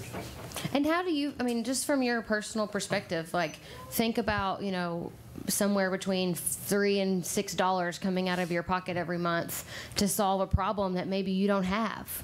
Right? So, I mean, it's not, maybe you don't live in a flooded area, but someone else does. So what are your thoughts about that? Yeah, and there were people on that committee that said, hey, it doesn't flood in my yard, why should I pay for anything? And, we all got stares and that kind of thing. So it was a good conversation. It was a good representation of the people that were impacted by this problem. That's good to hear. Mayor, could I add Thank you. one thing to that comment, though? I mean, and this is what's important for everyone to recognize. This program is not intended to... Make sure you're speaking in the microphone. I'm sorry. People are watching on... This program is not, but the way we're structuring it right now is not simply intended to just deal with the flooding. And so you have infrastructure in place today all over your community that's public infrastructure that needs to be maintained. And additionally, the flooding in a certain area that occurs, and when you look at those areas that Steve showed you, those 10 priority areas that experience flooding, they're not experiencing flooding because of the impervious surface that they have. They're experiencing flooding because there's impervious surface upstream of them. So the fact that you live in an area that doesn't flood, good for you, but you can't say, it's not really fair or reasonable as a community to say, your house is a little bit lower than mine, so you should have to pay for the flooding, because oftentimes that water came from people upstream. So That's good. I That's appreciate good. that I really perspective. feel like you should Yeah. say that again. We all live in the same watershed. Right. We're all in the same boat. We're all sharing that. I appreciate that perspective. And it's not like we have to commit to the 25-year solution in every problem area, right? Even if we're thinking like that might be our overall approach, in some areas we can say, you know what, we think 10 will do it here, but the solution, but maybe we do need the Cadillac solution in this area. Like, right? It's not like we're,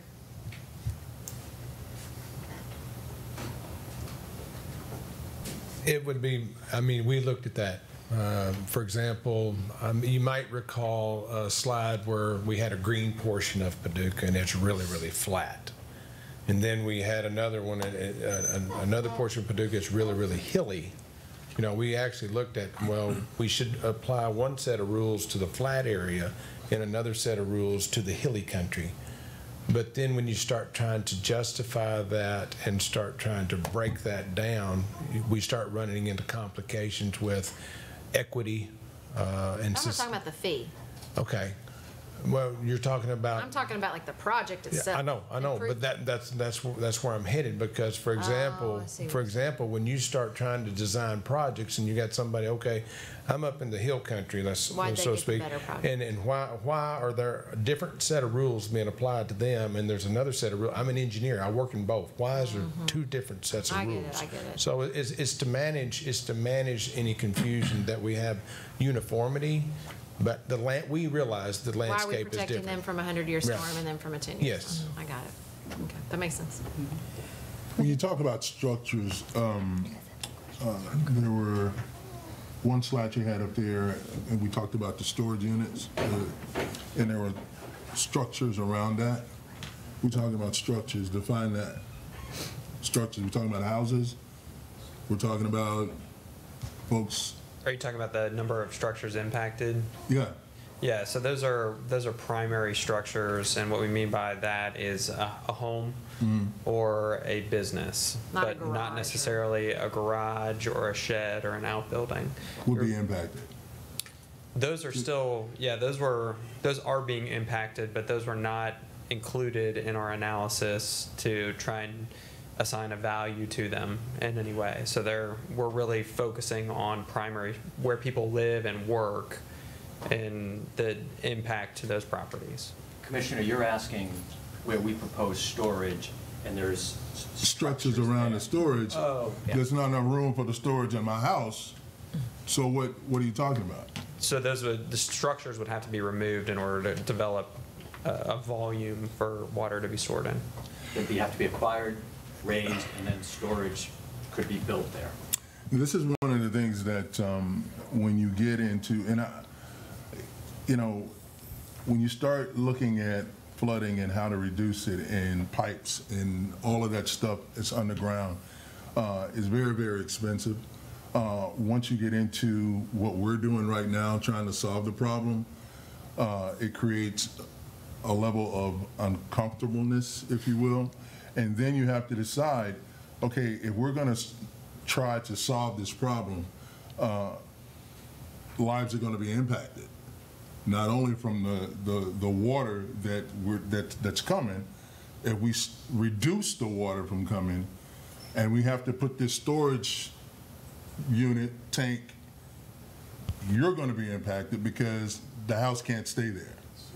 So I think, along with what you were saying, Mayor, about the money coming out of everybody's pocket, understanding that and not trying to, I think folks need to understand that that's part of this whole deal.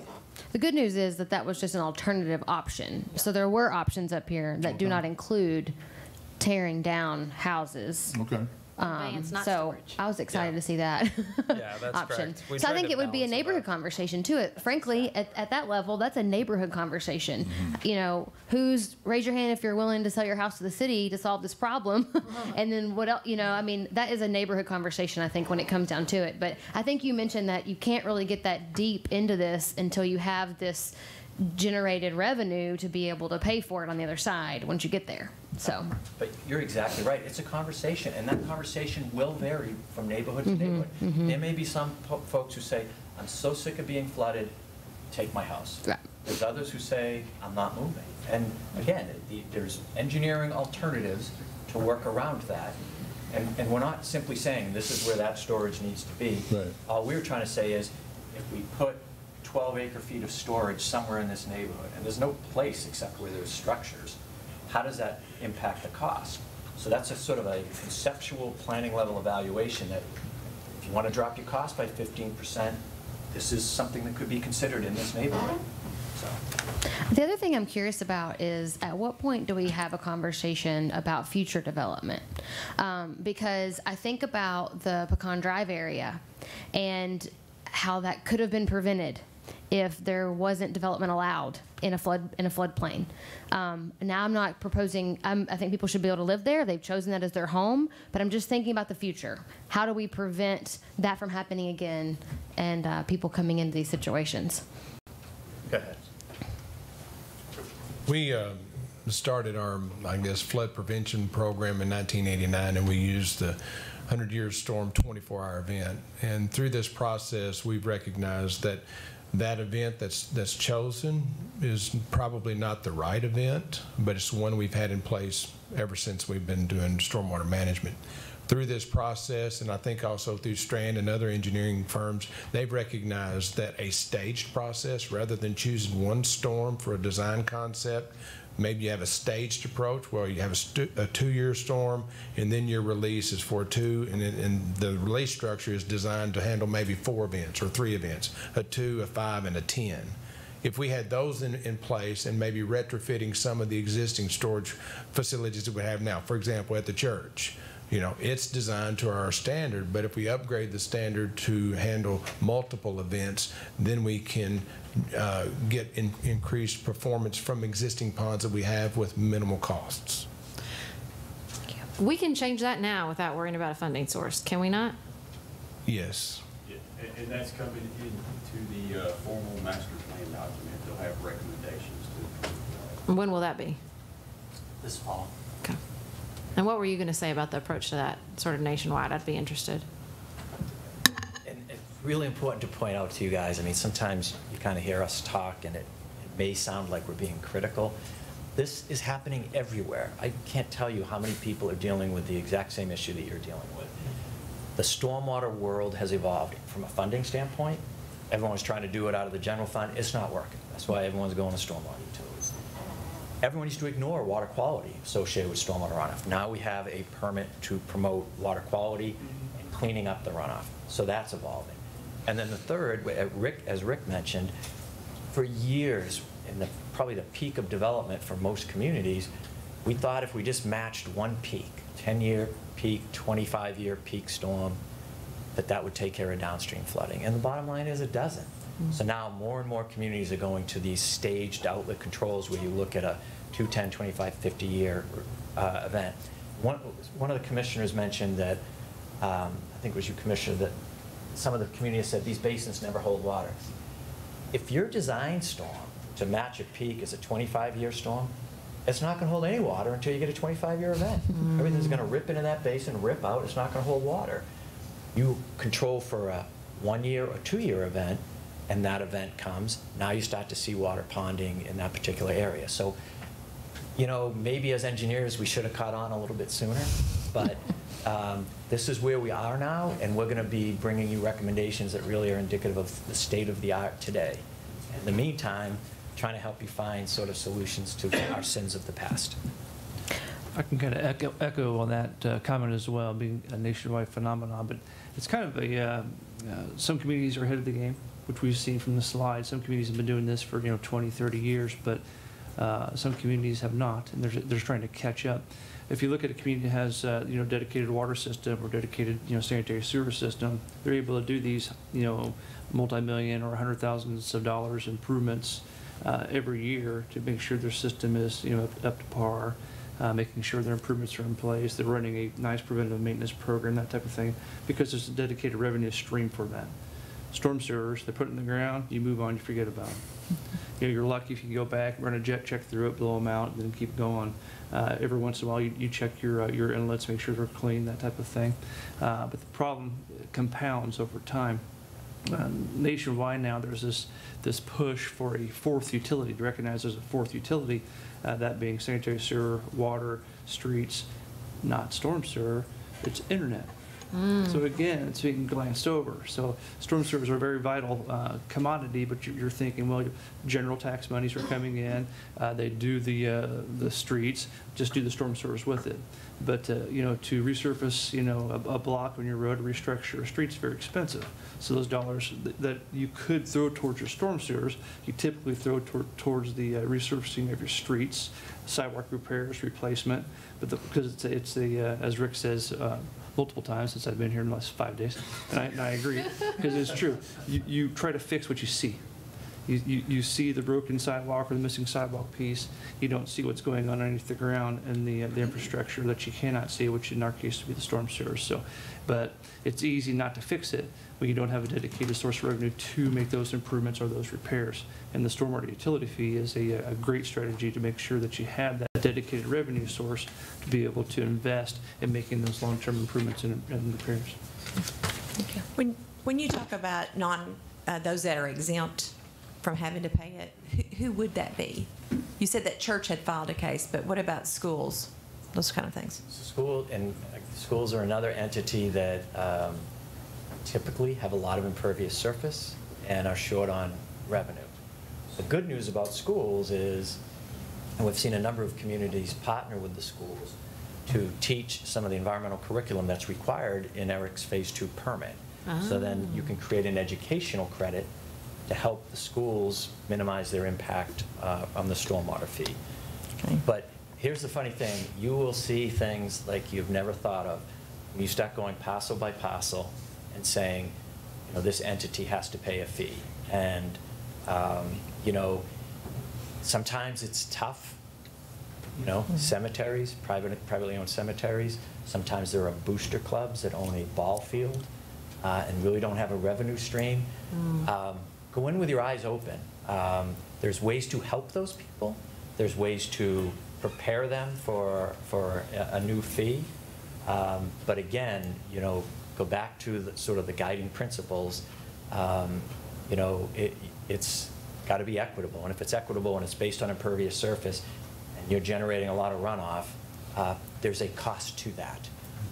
And then the key is just finding out the balance with the credit policy and the cost per ERU, your needs, and the revenue stream. It's not a right or a wrong. And we'll be having discussions of where that settles in Paducah in terms of what is the cost per ERU. And you're going to be a big part of that. Because couldn't you get into legal problems if you give sort of out, if you give a lot of exceptions to the impervious surface, would the courts then come back and be like, oh no, see, you're not treating it equitably as an impervious surface, and now you might be looking more at falling under the guidelines of a tax? Oh yeah, you know, I was a utility director, and I tried to be fair. I spent a lot of time walking sites with people. I would spend time with them, helping them fill out credit policies. The last thing you want to be doing is taking care of the person who has a sad story and all that. You know, this is, at the end of the day, this is a utility with a user fee. You educate, you assist, you help, but if you start treating people differently, you're setting yourself up for a problem. You just can't do that. Well, I saw on your timeline a lot of public meetings and public engagement, so I appreciate that. I think that's something that we have to be very intentional about. Yeah. I think I threw it to you, and can we just have a citywide vote on this? You know, because it will be a really, citywide referendum. It will be, you know, there are those that are going to think they shouldn't have to pay it because they don't have any flooding. And then, you know, as you said, you've explained all of that. So I just think it's going to be very important that everyone have a thorough understanding. We do plan to have a stakeholder group that includes Board of Education, churches, hospitals. Good. The nonprofits, yeah. Yes. Good. Any other comments or questions? No. Thank you all so much for your work. Appreciate it.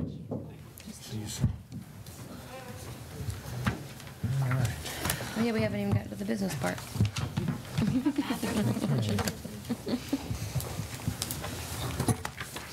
All right, we're going to move on to the consent agenda. Items on the consent agenda are considered to be routine by the Board of Commissioners and will be enacted by one motion and one vote. There will be no separate discussion of these items unless a board member so requests, and I do have a request. I'm going to ask that we take off item number C5 to talk about that separately. Second? Anything You need a else? second? I don't think I need a second to take that Okay, off. good. Does anyone else have anything that they would like to remove tonight for discussion? No? All right, I'm going to ask the city clerk to read the items recommended for approval. Minutes for the June 26, 2018 City Commission meeting. Receive and file documents. Personnel actions. A municipal order amending the fiscal year 2018-2019 position and pay schedule for the full-time employees of the City of Paducah, Kentucky, to create the position of housing coordinator, reduced by one budgeted field, the housing specialist position, filled by one, the planning project manager position, and reduced by one budgeted field, planner 2 position. A municipal order adopting an amendment to the fiscal year 2018-2019 pay grade schedule for the employees of the City of Paducah, Kentucky. A municipal order accepting grant funds to the U.S. Department of Justice for a 2017-2018 Edward Byrne Memorial Justice Accountability Grant in the amount of $11,284 for the purchase of a license plate reader system for the Paducah Police Department, and authorizing the mayor to execute the grant agreement and all documents related to same. I make a motion to accept the consent agenda as presented. Second. Roll call, please. Commissioner Abraham? Aye. Commissioner Holland? Aye. Commissioner Rhodes? Aye. Commissioner Wilson? Aye. Mayor Harless? Aye. And I also forgot, as I said, city clerk, to say welcome, Lindsay, as the official city clerk to our meeting. We're so happy that you moved into that position. All right, let's make a motion. Do you want to read the motion, do you mind, for the build application? Then we'll talk about it.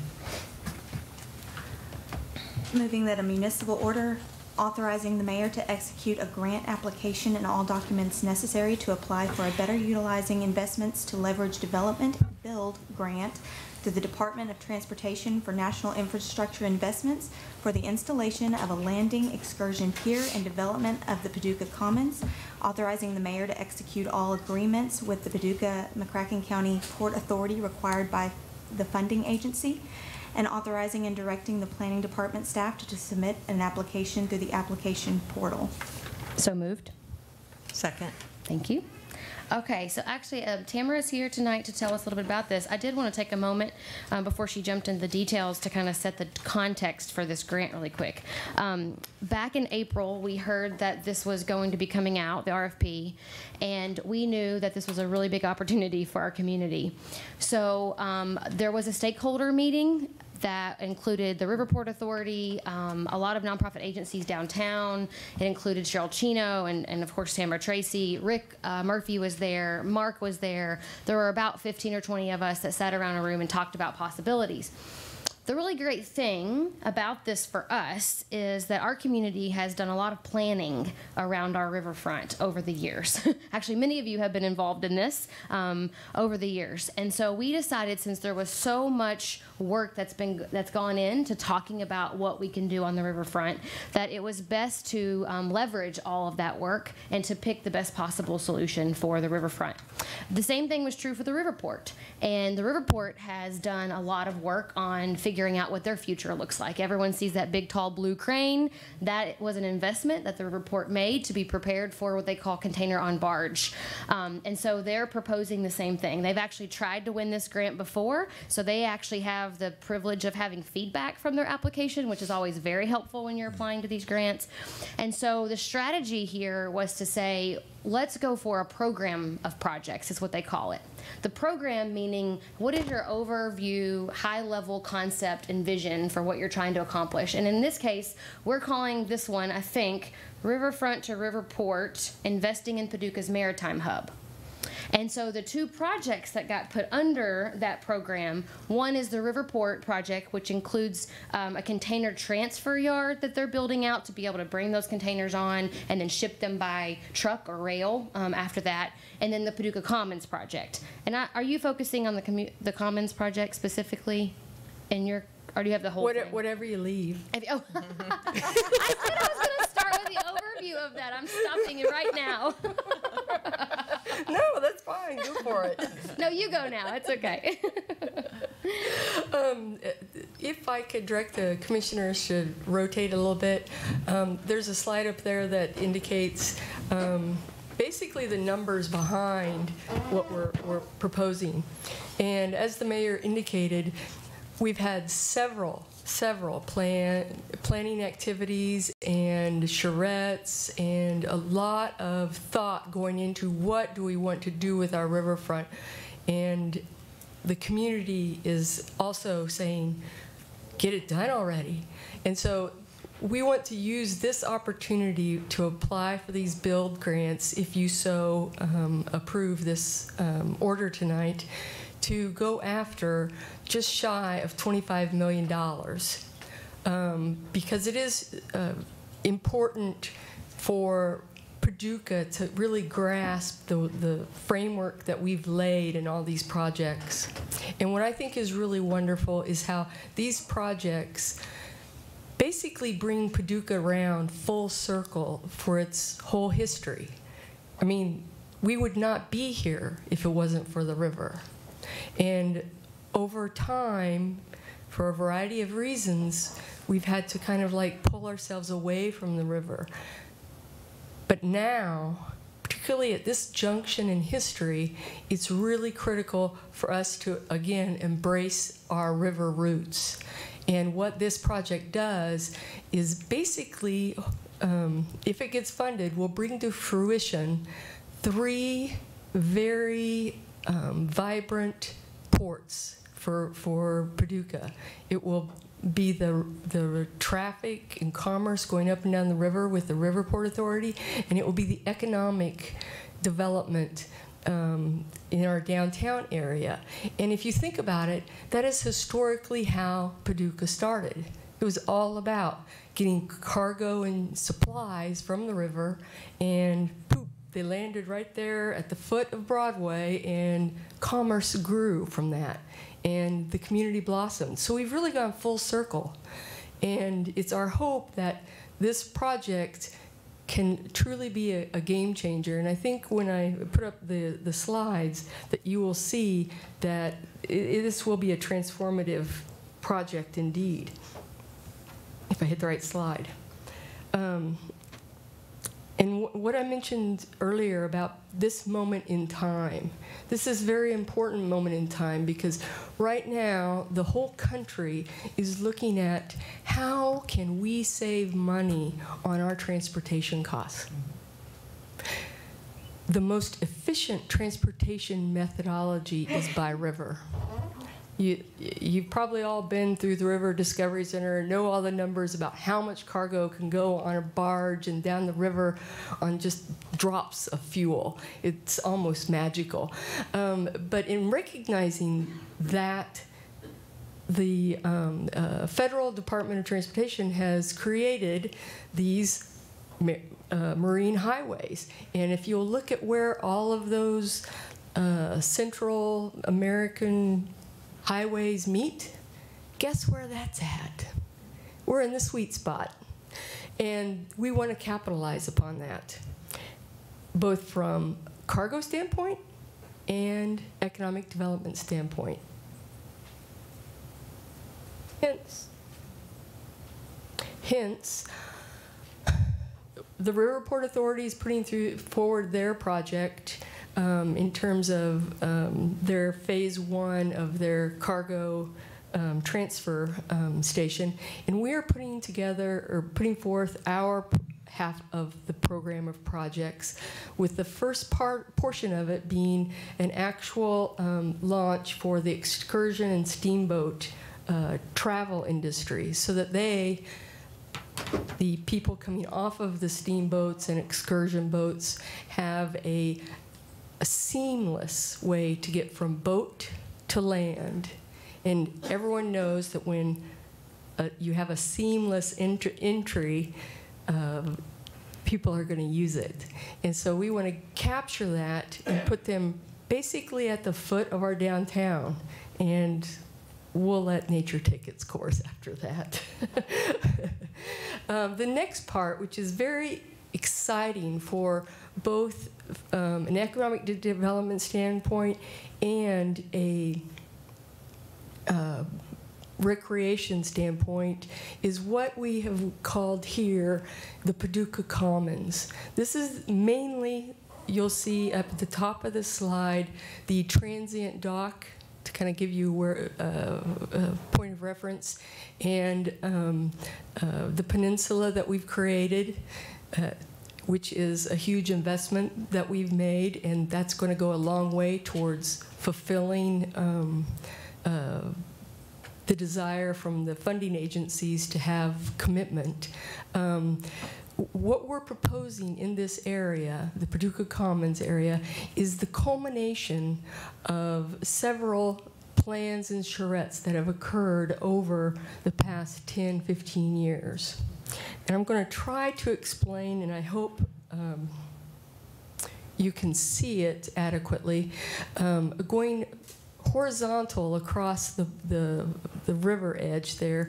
You'll see the greenway, which is already funded, that we plan on putting in very soon, and everything else is new. And what you'll see in there is a callback to the river with what we call a compass rose, and I wish I had a pointer. It's basically that L feature. Yeah, and in the center there, you will see a quilt block compass that is put down in there so that when you are walking, you will see that. It's kind of like the marriage of our creative community and our river history. And if you'll look at where the north and the east go to, those are going to be sculptural points. And if you extend away from those sculptural points, you'll notice that the streets, specifically 2nd Street and I believe Harrison Street, going up, we'll see those focal points, with the objective being that if you are far away from the river, you will still be able to see, that's where the river is, because I can see that sculptural point out there in the distance. So it will hopefully be a beacon, if you will, to bring people down into this area, which features an amphitheater, a landscape terraced area that goes down to the amphitheater so that we can have musical events, movie events, and perhaps, with any luck, maybe some theatrical events. Along that edge, where the people would be sitting on the grass terrace, is a wonderful new idea in terms of river development, a beach. How about that? We could have a beach. It's basically a sand area that will not be washed away, that is a little bit big enough for you to have volleyball, as well as free play for kids. No, that's further down, down, down. Stop. Down, down, down. Further down. Stop. To the left. Oh, right there. Ta-da. And that area provides a wonderful play area, and immediately next to that is a covered, colorful promenade. And those serve as the backdrop for the amphitheater. And then further behind that, between the colorful promenade and the flood wall, you will have spots for local vendors to provide services and good things to eat and drink and do. Things like alternative modes of transportation. Maybe you could rent a bike, or maybe rent an electric scooter, or maybe even a paddleboard or something of that nature. So we have local opportunities as well as recreational opportunities. And that's just the right-hand side. The left-hand side, you've got free play areas and, again, a promenade that's colorful. It does a little S through, I think that, yeah, it's a sideway S, the curve for the promenade to go through there so that you can link the convention center through the park, and it can lead you all the way to downtown in a very positive, carefree manner. And so the walk, which is a little over a quarter mile or a third of a mile, seems like nothing. It will be very tactile in terms of sight as well as your hands. Here's an example of what the covered, colorful promenade would look like. And you can see the little play area for kids in the back there. So would the place for the steamboats be in between here and then our current stage? Yes. There's already a little spot that goes out.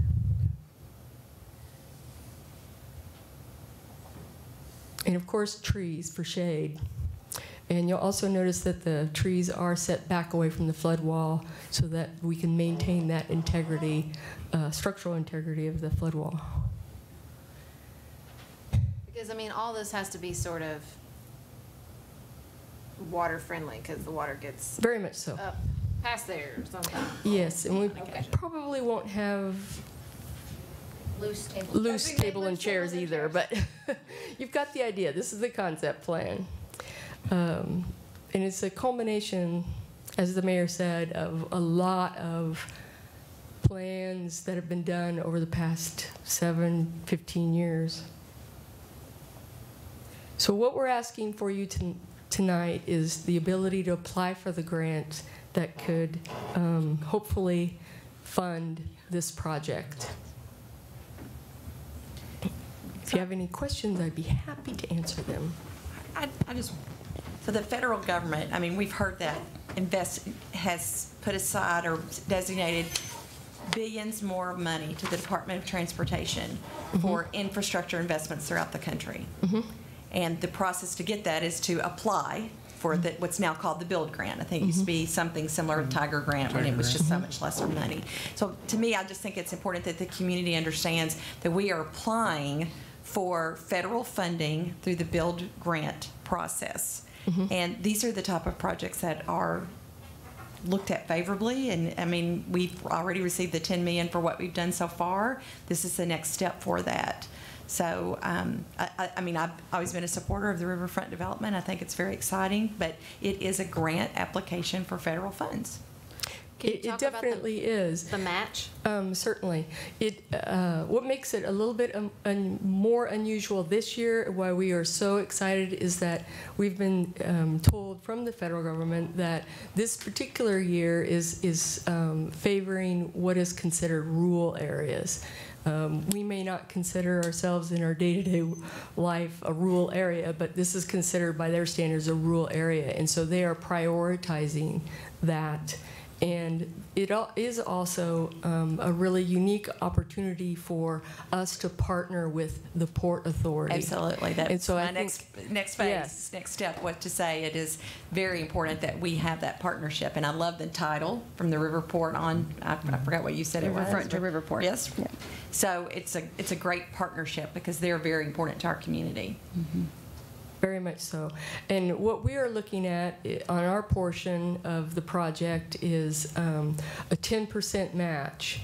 That is the minimum for a rural area. We are going to be providing that match based upon the growth that we are anticipating to occur once this whole project gets developed out. Because, again, it's a culmination of so much planning going into this project. It seems serendipity-wise perfect timing, because we've been struggling to get our TIF application and designation off the ground because we needed that punch of investment. So if we can do this investment with this grant, we then will qualify for the TIF, and in working with our developer consultants, they have already projected conservatively roughly $10 million increase in revenues over the TIF payout, which is a maximum of 20 years. So we'll have a little over $10 million generated from this project in addition to the construction of this project. So really the project cost is going to be somewhat cut in half because we're going to generate that. But we need to demonstrate to the federal government that we have skin in the game, even though we've already invested over $27 million in this area. They want to see skin in the game for this particular grant. And so we believe that it is very important that we have a match, and the more the better. And so we believe that minimum match would be the $1.4 million, which is roughly 10% of this project and a little more than 10% from the revenues that we are expected to generate. So it would be paid back through the revenue we expect to be generated? Yes. Which is why I do want to bring up an option that we have here that might change our strategy a little bit. Because, so the TIF district is the tax increment financing. You know how we talk about how we can't locally get sales tax from the state? We talk about that a lot. And in fact, we have a new sales tax now. And we don't get to get a single dime of that money from the state. The TIF district is the way that we get that money back into our community. That is a sales tax. And what the difference is between what's now and then what is generated from the growth, we get to get some of that back to help us pay for public infrastructure. 80%. 80%, yes. And so that's what's so great about this opportunity, is that we are able to leverage dollars that we don't typically get to leverage to do something that, frankly, we're going to struggle to do in our community. We're going to struggle to have a stormwater master plan conversation and then also say we want pretty walkways on the riverfront. Like, that's going to be hard for us in this community. So this opportunity is a chance for us to leverage what's available to us. All that said, I do want to propose that we consider going all the way to the 20% match for this. In the grant RFP, it says that they want 20%, but that the Secretary of State has the authority to waive that 20%. Knowing that this tax increment is available to us, which means we do not pull taxpayer dollars out of our general fund to do this, we do this from growth. Knowing that, I would like to suggest that we go all the way to the 20% to make us more competitive, because it would make us more competitive to the reviewers if we're doing the full percentage match. And it shows to them there is skin in the game. This community already has things going on. They're not just seeing these federal dollars as, you know, a safety net. We have a plan for how to do this. So I do want to propose that, and I'd love to hear your thoughts about it. So does the tax increment, the estimates that they talked about, you said it was more than what would have paid off for this? You said the conservative was 10 million? The conservative is a little over 10 million. So it would, the expected growth would be more because this is the conservative. It's not like we would clean it out for this match. No. Okay. And also, it would be, I think we talked about like 2021, right, or 2022 before we would ever even get to that part of the payback? We have to start construction by 2020, I believe, and with the final ending at 2023. It seems weird talking about numbers or years that way.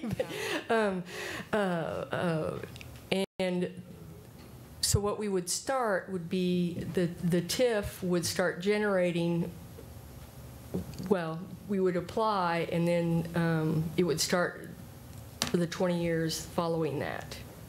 Okay. So we would be generating money for 20 years on the TIF. Yeah, we'd have to obligate those funds in 2020. So what we would do from the city's perspective, we'd have to sell bonds for that local match, which would be basically GO bonds. But then we would use the TIF proceeds when they come in to pay off that debt service. Okay, right. Okay. So that would put it I misunderstood that question. Yeah. Sorry. Yeah, so it depends upon the term you select for the bonds themselves. Does that help the riverport as well to be more competitive? I think just the increase in the match helps it all. Yeah. Helps the whole project. It's a total package. The whole project, it helps immensely. And Well, I know because- they've been, the riverport has been really very aggressive trying to get the funding for that project because they feel like it would help them bring in more business to the riverport as well for to have the container on board, that container unloading. Where would that be? Up near Owens Island? Oh, well, you see where the crane is? Yeah. Basically right there. Right in there. If you're facing the crane from the Yeah. It is important to note that these are extremely competitive grants, and there will be hundreds of people applying, or hundreds of communities applying for these funds. So to make it as competitive as possible is definitely wise. Well, I mean, it looks like to me with using the TIF funds, we've already got some, a significant investment down here. It helps the riverport. It builds onto our community. I think that we should go ahead and do the 20%. Well, I'm going to make a motion to amend our current documents we have in our current, I think, or is this municipal order? Yeah. That we were going to do 10%, but if everyone's okay, I make a motion to increase the match from 10% to 20%. And that's only spent if we get the grant and through the TIF. I'm just going to say that again. Only if we get the grant and through the TIF. That's right. Yeah. Yes, exactly. Yeah, okay. Yep. Forgot Mr. Snow. the lights were off. Commissioner Rhodes seconded it. He wants it noted. Yeah. Which is actually a big And I difference. Let's agree. just call the roll before we keep talking. But you, I mean, Hey, wait a second. Say that after we call the roll. Commissioner Abraham? aye. Commissioner Holland? Aye. Commissioner Rhodes? Aye. Commissioner Wilson? Aye. Mayor I Harless? guess I did that backwards. Aye. Sorry, you should have talked about it before I did that. Yeah, I was gonna say, I'm no expert on Was that the Robert's amendment? Rules. That Was was a vote on Robert's the rule. amendment? Yeah, it's okay. We still have the other one on the table. You can talk about it. Go ahead. I was just going to say, and obviously with Senator McConnell in a very important place, and I don't know how much longer he'll be there, but it would seem that to give one final push would be just a smart strategy. From the guy. Keep in mind the know. Department of Transportation Secretary is also from Kentucky. Yes. Yep. Yep. All right, we have to call roll on the I need original. a motion to adopt as amended. So Well, wait, are we adopting or introducing as amended? We have made a motion for the Build Act grant as it stood at 10%. We voted and approved a motion to For the move that amendment. to 20%. Now we need to adopt it as a whole as amended. Okay. Yep. So moved. Second. Commissioner Abraham. Commissioner Abraham? Aye. Commissioner Holland? Aye. Commissioner Rhodes? Aye. Commissioner Wilson? Aye. Mayor Harless? Aye. And I know Cheryl's not here, but she deserves a huge, huge thank you from us because she's been working at night and on the weekends to pull this off for us. So she definitely, if you see her, please tell her a big thank you. All right. Thank you, Tamara. Let's move on. Commissioner Abraham, I think you have a motion. I do. I move that the Board of Commissioners adopt an ordinance entitled, an ordinance approving change order number 1 with A&K Construction for a price reduction in the amount of $206,381 for the City Hall Phase 1 project. This ordinance is summarized as follows. The City of Paducah approves change order number 1 with A&K Construction for an overall price reduction in the amount of $206,381 for the City of Paducah's City Hall Phase 1 project, which decreases the total contract price to $4,087,400 and authorizes the mayor to execute the change order. Second. Any comments, questions? Hey, Commissioner, being the oldest serving member here in time, so how many times you get to do a price reduction on a change order? Did you hear the emphasis? Yes, I did. It did not pass me. Yeah. Oh, and we did get the documentation. Thank you, Rick, for sending over the information from the Kentucky Heritage Council. Appreciate that. They have approved that, so it's good news for us. All right, I guess we're going to call roll. Commissioner Abraham? Aye. Commissioner Holland? Aye. Commissioner Rhodes? Aye. Commissioner Wilson? Aye. Mayor Harless? Aye. Commissioner Holland. I move that the Board of Commissioners adopt an ordinance entitled an ordinance adopting and enacting a new code for the City of Paducah, Kentucky, providing for the repeal of certain ordinances not included therein, providing a penalty for the violation thereof, providing for the manner of amending such code, and providing when such code and this ordinance shall become effective. This ordinance is summarized as follows. Pursuant to KRS 83A.0605, this ordinance adopts the code entitled Code of Ordinances, City of Paducah, Kentucky, published by Municipal Code Corporation, consisting of chapters 1 through 126 in their entirety. Further, this ordinance repeals certain ordinances of general and permanent nature not included in the code or recognized and continued enforced by reference therein. As required by KRS 83A06909, the following section 4 of the ordinance is set forth in its entirety. Section 4. Unless another penalty is expressly provided, every person convicted of a violation of any provision of the code of any ordinance, rule, or regulation adopted or issued in pursuance thereof shall be punished by a fine not to exceed $250. Each act of violation and each day upon which any such violation shall continue or occur shall constitute a separate offense. The penalty provided by this section, unless another penalty is expressly provided, shall apply to the amendment of any code section, whether or not such penalty is reenacted in the amendatory ordinance. In addition to the penalty prescribed above, the city may pursue other remedies such as abatement of nuisances, injunctive relief, and revocation of licenses or permits. Second. Questions, comments? No? All right, thank you. Commissioner Abraham? Aye. Commissioner Holland? Aye. Commissioner Rhodes? Aye. Commissioner Wilson? Aye. Mayor Harless? Aye. Commissioner Rhodes. I move that the Board of Commissioners introduce an ordinance entitled, an ordinance approving the change order number 2 with A&K Construction for a price increase in the amount of $16,836. So I guess I want a little bit of it back, Richard. For the City Hall Phase 1 project, this ordinance is summarized as follows. The City of Paducah approves change order number 2 with A&K Construction for an overall price increase in the amount of $16,836 for sidewalk replacement credit, lightweight concrete credit, stormwater drainage credit, roof access hatch addition, canopy sonotube repair, canopy column repair, canopy underdeck, and beam edge repair, and canopy roof insulation addition for the City of Paducah's City Hall Phase 1 project, henceforth increasing the total contract to $4,104,236 and authorizes the mayor to execute a change order. Second. Mayor, Commission, I've got Backus Oliver with Markham Engineering here to answer any questions that you may have on this change order that was just read by Commissioner Rhodes.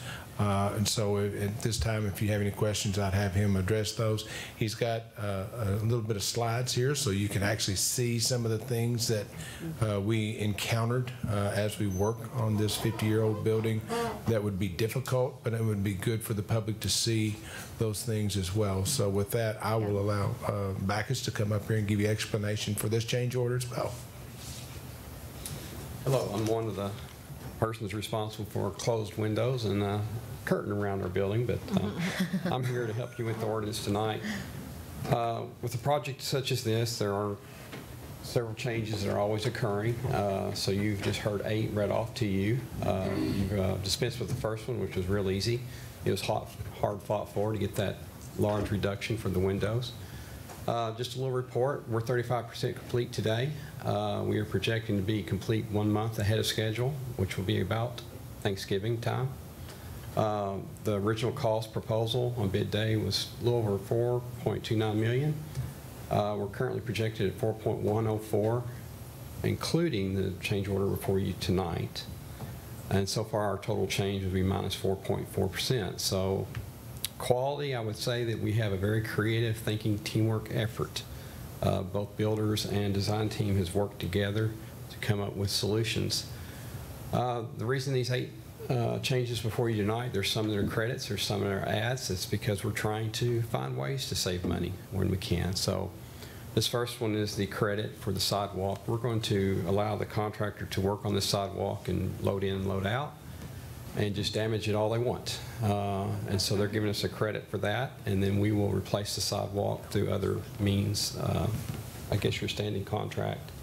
It was already showing signs of wear, so rather than to protect it, we knew that it needed replacement, so we were going to use an existing sidewalk contract to replace this when the project's complete. So when the project is complete, this will be a brand-new sidewalk, but it will be done by other forces, not A&K Construction. So that was that small credit. A huge credit we found is when we did open up the roofing, we found that the lightweight aggregate, or the lightweight concrete that was used to taper the roof, was actually in good condition. I'm going to use a laser pointer to help you see what you're seeing there. But this is one of our tests.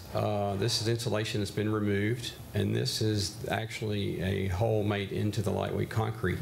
And what we found out was the concrete was not fractured. It was actually whole and adhered and was capable of staying. So this was one of the large credits of $31,900. That is being retained because it will cause less stress to the building, and it is over the portion of the building that's over us. It is not on the canopy, which is the part that we're so concerned about. So we have obtained a credit to keep that and roof with it. The stormwater drainage credit of $16,000 was a change. On design day, we asked for 32 roof drains. You can't see all of them there, but there was going to be quite a few. Those were making numerous holes into our canopy structure to get them in, to get them concealed the way Kentucky Heritage Council would like. We got together, contractor had some very creative ideas, so we worked on that, and we're going to go to this, which is 16 roof drains. And that brought about a net change. So it was very creative, constructive ideas. Wait, I have a question about this. Yes, sir. Drainage.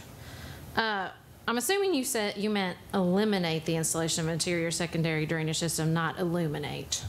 that's correct. That was a typo. Okay, so we're going to get rid of the secondary. Well, my first question is the change in drainage to bigger inch drains and cast iron instead of PVC, does that need to be approved by the Kentucky Heritage Council? Is that going to affect our tax rate at all? No, as long as they don't see it, they're not concerned about it. Okay. We have contacted them about You're it. drywalling around those inside? Yes. Okay. Those are going down through the building, and Oh, we will okay. be concealing them inside persons' offices. And then my concern about eliminating the interior secondary drainage system. Do we have a secondary drainage system now? We do. You do not now. We do not have one. That's correct. That's Okay. one of the code violations. When you're upgrading the facility, we have to bring that up to code. We will have a secondary drain system, but it will not be conveyed through the building. And So what does that mean?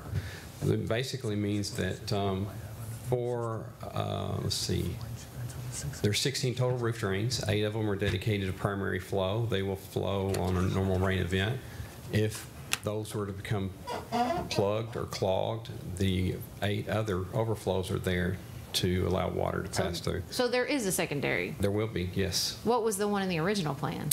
One, the original plan was going to be piped all the way through the building and out down to the moat. And we realized we could go ahead and let this overflow system, which is there for emergency purposes only, just pass right through the canopy. And so if we have water that was to back up, we will know it because it will come through the canopy and land on a podium in the 4 corners.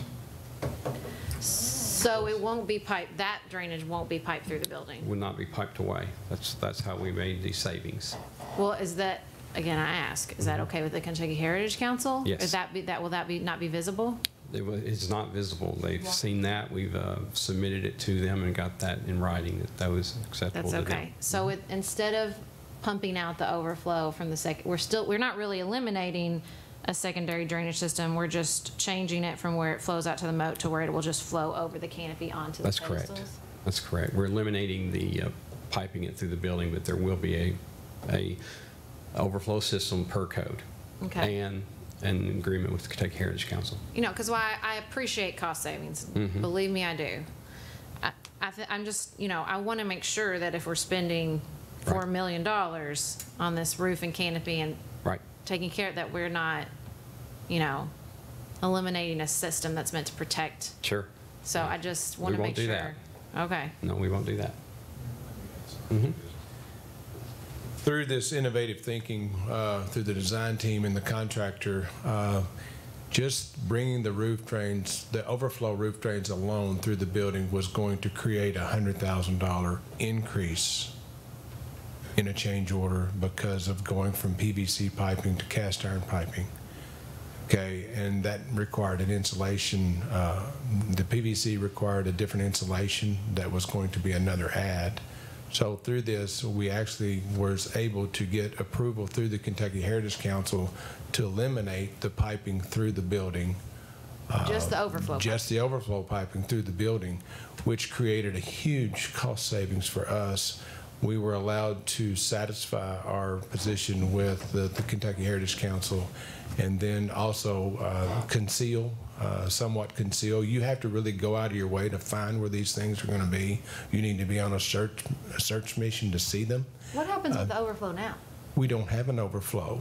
No, but I mean, like, aren't there moments where there's more than we can flow out? What actually is in place is just the roof drains you have in place are coming down the columns right now. And back in the 60s when this was built, you didn't have that in place, and you have what they call ponding on a roof. And ponding on a roof is what's brought a lot of buildings down. The overflow is just in place to protect you, and also to give you an early warning sign of saying, hey, you might need to get on the roof and do some maintenance because it's coming through the overflow. Outside. That means that your main drain is plugged up. So just this one change alone has avoided $100,000. But these other 7 that he will talk about are some credits and some pluses and some minuses, so that you're only experiencing a $16,000. Yeah, because I don't really understand why the change from PVC to cast iron. Okay, that was done because this building has open ceiling returns. So above the ceiling, there is not ducted returns, and within that, you cannot have combustible pipe. So it was thought that the insulated PVC pipe would be acceptable.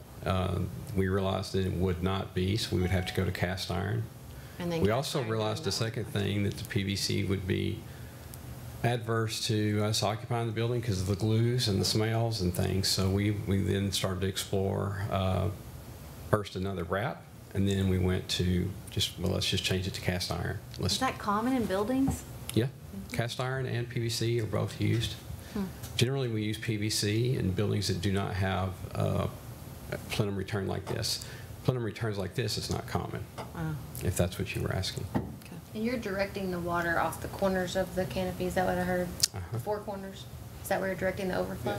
Yeah, the entire roof. Oh, so when it's raining, you're going to walk under a waterfall? No. Okay. I'd like to address the emergency overflow you probably never have needed. If you would have needed it, it would have flowed over the edges of the roof. Right now? None of us have never seen that, I don't think. There's not a lot of trees around us to really get on our roof and clog these things. So I think we've been just very fortunate. We don't hardly ever see it happen. Just the code makes you have that provision there so that the structure is protected so that it won't become overloaded by the weight of water.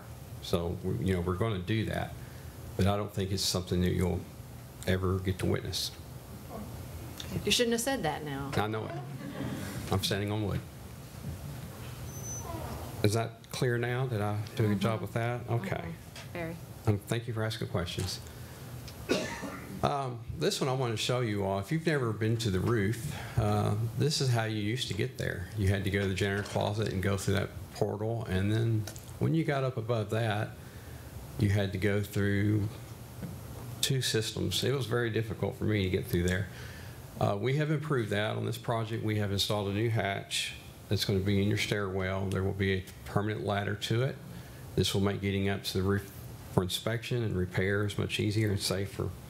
But we did come across a problem that's pointed out to us, and we did need to seal ourselves off from the plenum that we've talked about. You can see how the sheetrock does not go all the way up, and we needed to basically build a shaft within the ceiling system. So this roof hatch access was for an additional $1,759 to do that with the ceiling system in that area. The next item, this gets into our canopy, the whole reason for the entire project, I believe. The first one was the canopy sonotube repair. And what we found was conditions such as this this was one opening that we knew of before we started the project, and there was only one. And you can see that this is now all clean. That was where it was flaking. That's correct. Peeling. Oh, wow. And so when we finish blasting, there's a close-up view of that. What you see there is basically the sonotube formwork that was inside the roof structure. It was meant to create a void, and the concrete was poured around it, and it was supposed to stay in place. Well, our theory is we ended up having 13 of these openings when we finished blasting. We went from 1 to 13. Our theory is that during the placement of concrete, the sonotubes shifted so that the wall thickness of the concrete was very, very thin, or virtually not there. And so when we got up there with our hammers and we chipped away and got rid of all loose things, this is what we were left with 13 of these. And so $8,224 is for the correction of those conditions. This is something else we discovered when we, Wow. you can see the base of the column there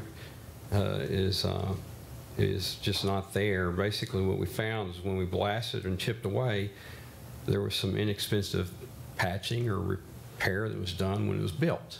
And so we removed all that, get a good substrate, and that left us with 5 columns to repair. There's one of them. There on the bottom right is another one that has been blasted clean. And so... Are they concrete? They are concrete. Oh. Yep. I may have done that to a column on my house with a power washer once. So $2,901 is for the repair of those 5 I've done that. canopy conditions or column conditions we found. Oh, wow. The next one was the big one. This is partway through construction.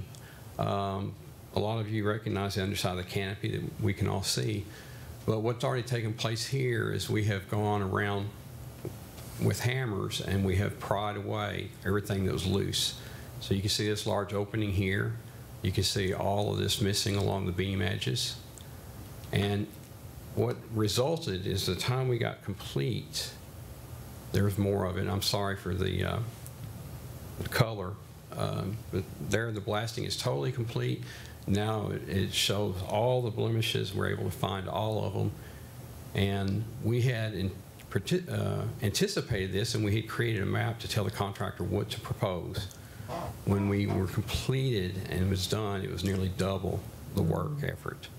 And so what we're doing is you can see a mock patch. This is a surface repair that's been done there. This is a beam edge repair that's been done there. This is what the beam edge looked like before the repair was done. Most all these have occurred because of water coming through the canopy, rusting the rebar or the steel that we've talked about, and has caused the concrete to separate. Does the rebar get replaced? The rebar is being replaced where it's found to be in need of it, but a lot of places it's... Will you weld it in place? So you get back to fresh rebar and then... And splice, I think, was the repair technique. Uh-huh. So $36,456 is for patching the under canopy and the beam edge repair. So there was quite a bit of that because it nearly doubled the work. And again, that all showed up when we finished blasting. This is what we had to look at before, and now we've got good solid substrates we're seeing and able to work with. The last component is canopy roof insulation, and this is an add of $21,119. And the canopy, we're looking at the corner of the canopy here. This is the fall protection that's in place. And what you can faintly see is a line that someone on my staff drew today. But do you see that white line right there? That shows you how much the canopy has settled. We've talked about this in times past. All of the corners of our canopy have settled. This add here is to add additional insulation so we get positive slope. We've got to get the water to go from the outside edge to come back to our drains, and we want to do that at a certain slope to keep the warranty on our roof. As it is, the way the project was bid, if we did not add additional insulation, the roof would be nearly flat. The water would not flow well enough, and we would not have a warranty on the roof. So this was to add more insulation to build that up. What that will do on this detail is this is along the outside edges of your canopy. This is what we call the parapet. The insulation thickness on the places where the roof, the canopy is not sagged, will be basically that tall. In the cases where we're going to be adding the insulation, it's going to be almost twice as tall. And so the insulation will be very near the coping or very near the top trim. And that's what we're doing to be able to pitch the water back to the roof drains, which you see over to the left right there. And this is being done because we decided not to return the canopy. We can't get it back in place. We've decided to just stabilize it where it's at. And so we're going to stabilize it, and then we're going to adjust the roof slope to work with that. All that said, that resulted in a total of $16,836 for proposed change order number 2. I just want to say thank you for keeping us informed throughout the process. Sure. And updated. It seems like sometimes we don't get all of this information until the very end of a project.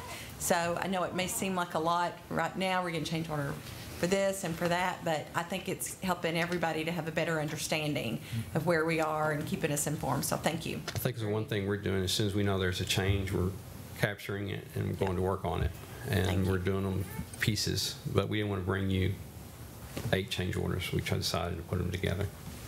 And I can't remember in the supplemental document, did we have a list of credits and a list of additions? Okay, I thought so. I just wanted to make sure that I had that. That was in your packet. Yeah, yeah. One thing, Commissioner Wilson, I wanted to add to your comment was, you know, these have not come overnight, but before we could actually bring you a change order, we needed to get all the blasting done to discover those areas. For example, you saw some areas with paint on it, but I'm like saying, well, if we're discovering areas, let's bring all that together as a whole, because we need to be able to provide you with the additional cost and any credits we might have on that, so we can do that. But you're exactly correct. We wish to do that in real time with you. Thank you. Thank you. All right, Commissioner Wilson? I move that the Board of Commissioners introduce an ordinance entitled, An Ordinance of the City of Paducah, Kentucky, authorizing and approving an agreement between the City of Paducah and HDR Engineering, Inc. for pre-survey data collection and pavement inspections for the Pavement Management Program in an amount of $166,500, and authorizing the mayor to execute said agreement. This ordinance is summarized as follows. This ordinance authorizes and approves an agreement between the City of Paducah and HDR Engineering, Inc. relating to pre-survey data collections and pavement inspections for the Pavement Management Program in an amount of $166,500, and authorizes the mayor to execute said agreement. Second. Mayor, Commission, you've heard us talk in the engineering department about developing a better, I guess, or equipping ourselves with a better management system of our paving system, and we're adopting the PCI method. And I've got Megan Mansfield, our engineering project manager, up here to walk you through that for any questions you might have on that. We talked about this briefly a few times, but basically we're ready to implement this program, which I'm really excited about. We will be purchasing the software called Paver, which is manufactured by Colorado State University. Several cities around the state have used this, Georgetown, Owensboro. We think it's the most robust, but also a good blend for us, so that we're able to take their recommendations, but also apply engineering judgment from a human perspective as well. Sorry, I'm out of breath from walking at this. So the goal is that we have to bring in a consultant to do the initial inspection process, which is a pretty thorough examination of our streets to basically get ahead of the curve on repairs that may not be visually obvious. So the reality is that whenever we get in the car and we drive and we see streets that are in need of repair substantially, that we've gotten too late to the project. So Paver will aid us in that process. So it involves also the cost of the software. The cost of the software, I think we had talked about absorbing, because it's low. It's produced by the university, backed by the Army Corps of Engineers, so it's a government program. I think $1,000 a year. And the pavement so what we're paying HDR to do is pretty much the manpower to go out and assess every inch. That's right. I guess you guys think in miles. Except within the last every 3 miles. years. Yeah, that's, So- I don't understand. It says approximately 20% of the streets will be analyzed using the pavement condition index. All city streets will be analyzed.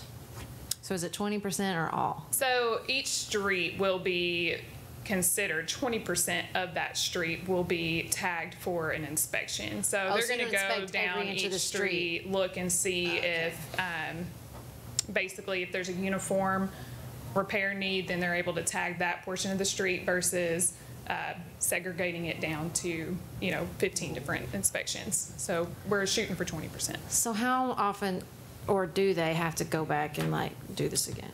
Or once So- you've done this first initial, is that like good? Right. Our plan is that HDR will come in and do the initial assessment, which will include everything except for stuff that we've just paved.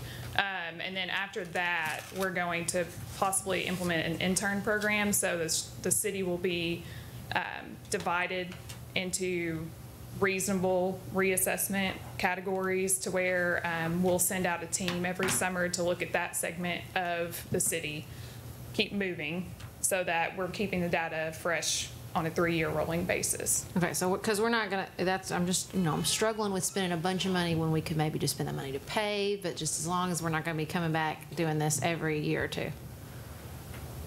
In the past, when we had different personnel in the engineering department, we had a survey, when we had called a survey crew, as a 2-man crew. And a big part of their job was to go out and look and do windshield surveys of streets. That was back in 2010, 2011. We've got a spreadsheet that has a street from node to node to node. And we rank those streets from 1 to 5. That system has fallen behind a lot. We haven't had that opportunity to go out and do that through our office in the recent days. So, and then also, it's not exactly automated where we can keep up with it with a program. This will allow us to do that. And also, through what Megan's talked about as far as bringing in interns, giving educational opportunities for people that are, we have an engineering school right here in Paducah, and this gives them an opportunity to participate in their community and learn something and also help us with this. Because HDR is not doing a windshield survey. No, HDR will do more than a windshield survey. I mean, they'll have people out there that will be trained to do this and to get this initial thing in place for us. But then what we'll do is keep up with that through an internship program, which will bring minimal cost, but still maintain the data. How long will this take? The goal is the HDR will start their survey process and finish within 3 months. 3 months, yeah. 3 months, okay. I was reading. Megan, I should ask this earlier, but they're doing the roadway inspections and evaluations. Are they going to be analyzing sidewalks too when they're out there? No, it'll include pavement and gutters only, so the rehab of the street.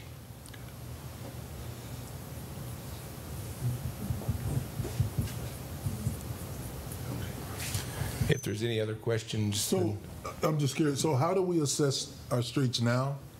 In the past, we previously would send out employees, and they would go out, and it would take us about a month to drive all the streets, and then be able to look at them and evaluate them and rank them on a score of 1 to 5, 1 being the worst, 5 being the best. And then we would look at that, and then we'd say, okay, we would normally target those streets that were in the 4 and 5 range for paving. But if you were to take all of our streets in the 4 and 5 range, it's well beyond our ability to do in a single year. And then as streets age, then we would modify those numbers. But that system that we've not been able to keep up with ourselves, the way we're currently staffed, and this will give us the opportunity to do that. So it was a staffing problem? Exactly. I mean, for example, in 2009, you'll recall we had a RIF, a reduction in force. where we did a reorganization. Throughout the organization, 33 positions were cut, departments were merged. And so it was just part of that reorganization process. We've not been able to maintain that. And we've had a fair number of projects that we've been successful in implementing as well through the engineering department, but it's just a balance and coming up with a good balance on this. Okay. Rick, is this kind of like preventive maintenance on your car? Did you sort of, you sort of get your car analyzed and you think about your car, so instead of waiting for the radiator hose to burst when you're out somewhere, that you've been a little bit more proactive so you can say, we're seeing some things going on here, we're seeing this leak, so let's go ahead and take care of this. In other words, where it's a little... It sounds more like the dentist to me. Like you go to the dentist and they say, here's all the problems you have with your teeth, and if you want to start picking away at them, here's how much it's going to cost you. Then you do the worst thing first. Do you have a sports one? Oh, who has a better analogy? Let's just move on. We talk about pavement, we talk about curbs and gutters, we talk about drainage, we talk about sidewalks. The more you probe, the more you find. And what we're talking about is a high level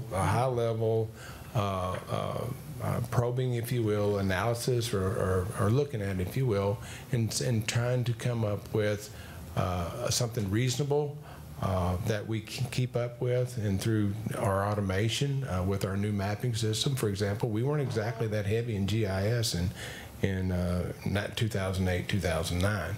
Now we can keep up with it through an automated process with all the GIS tools that we have for that, so that folks can go online and see it. Megan sort of answered my other question. What other cities around our size do this? She said Owensboro. Use paver. Owensboro and Georgetown, but Megan, she's done the research on this and followed that, and that's she would have the details on that. Why are we not doing the sidewalks in this process? Because the system is not set up for that. I mean, we can't. How do you think about overlaying? Because I know you're a big fan of like, if we're gonna do it all at once. Well, so what is your plan for overlaying those two? I'm glad you said that, Mayor. You changing your idea? You changing your plans? No. Your philosophy? Do you have an amendment to offer? Actually, this will help us because we are actually interacting with utilities as well. For example, when they have their capital improvement plans, let's say JSA, Paducah Water, if we see that they're going to be doing, even though paver's saying, hey, you need to pave this street, but you have a utility that's looking at doing a utility upgrade, you don't want to pave that street and then next year or two they do a utility upgrade. We're going to compare that, and then also when we choose those streets, we'll also be looking at the curbs and gutters because, I'm a purist. I don't know about a purist, but when we look at something, it's about fixing that node. Why did you pave the street, but maybe you didn't fix my curb and gutter, or why did you pave the street and not fix my sidewalks? You can look at 6th Street and some of the other areas that we've done in town. We've gone and we've addressed everything holistically, and we've gotten good response from that. And then we can not walk away from that, but we can not think about that street for the next 20 or 25 years as far as a paving point of view. However, if we don't necessarily fix the drainage and we just pave the street, you might be addressing that street in 5 to 10 years because water is asphalt's enemy. It deteriorates it. So if you fix your borders and fix your drainage and you pave your street, you're going to get the life out of it, and it's going to return your economic benefits tremendously because you're extending the life of the pavement when you do that. Do you think our community is going to see anything different when you get this up and running fully? The prioritization, do you think there'll be a noticeable change to the community? A noticeable change? Well, the noticeable change comes with the amount of effort, the amount of, I guess, improvement we do annually for that.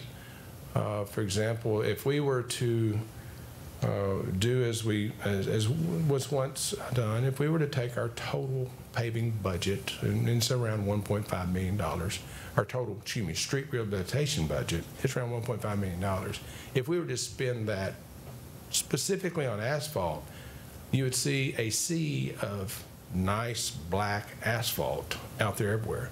But you wouldn't necessarily solve any problems. They'd just see a big change, but you wouldn't see the change in the curbs and the gutters and the sidewalks. Whereas I think we're making an incredible impact with fixing the streets in their totality for the neighborhoods when we attack them with projects.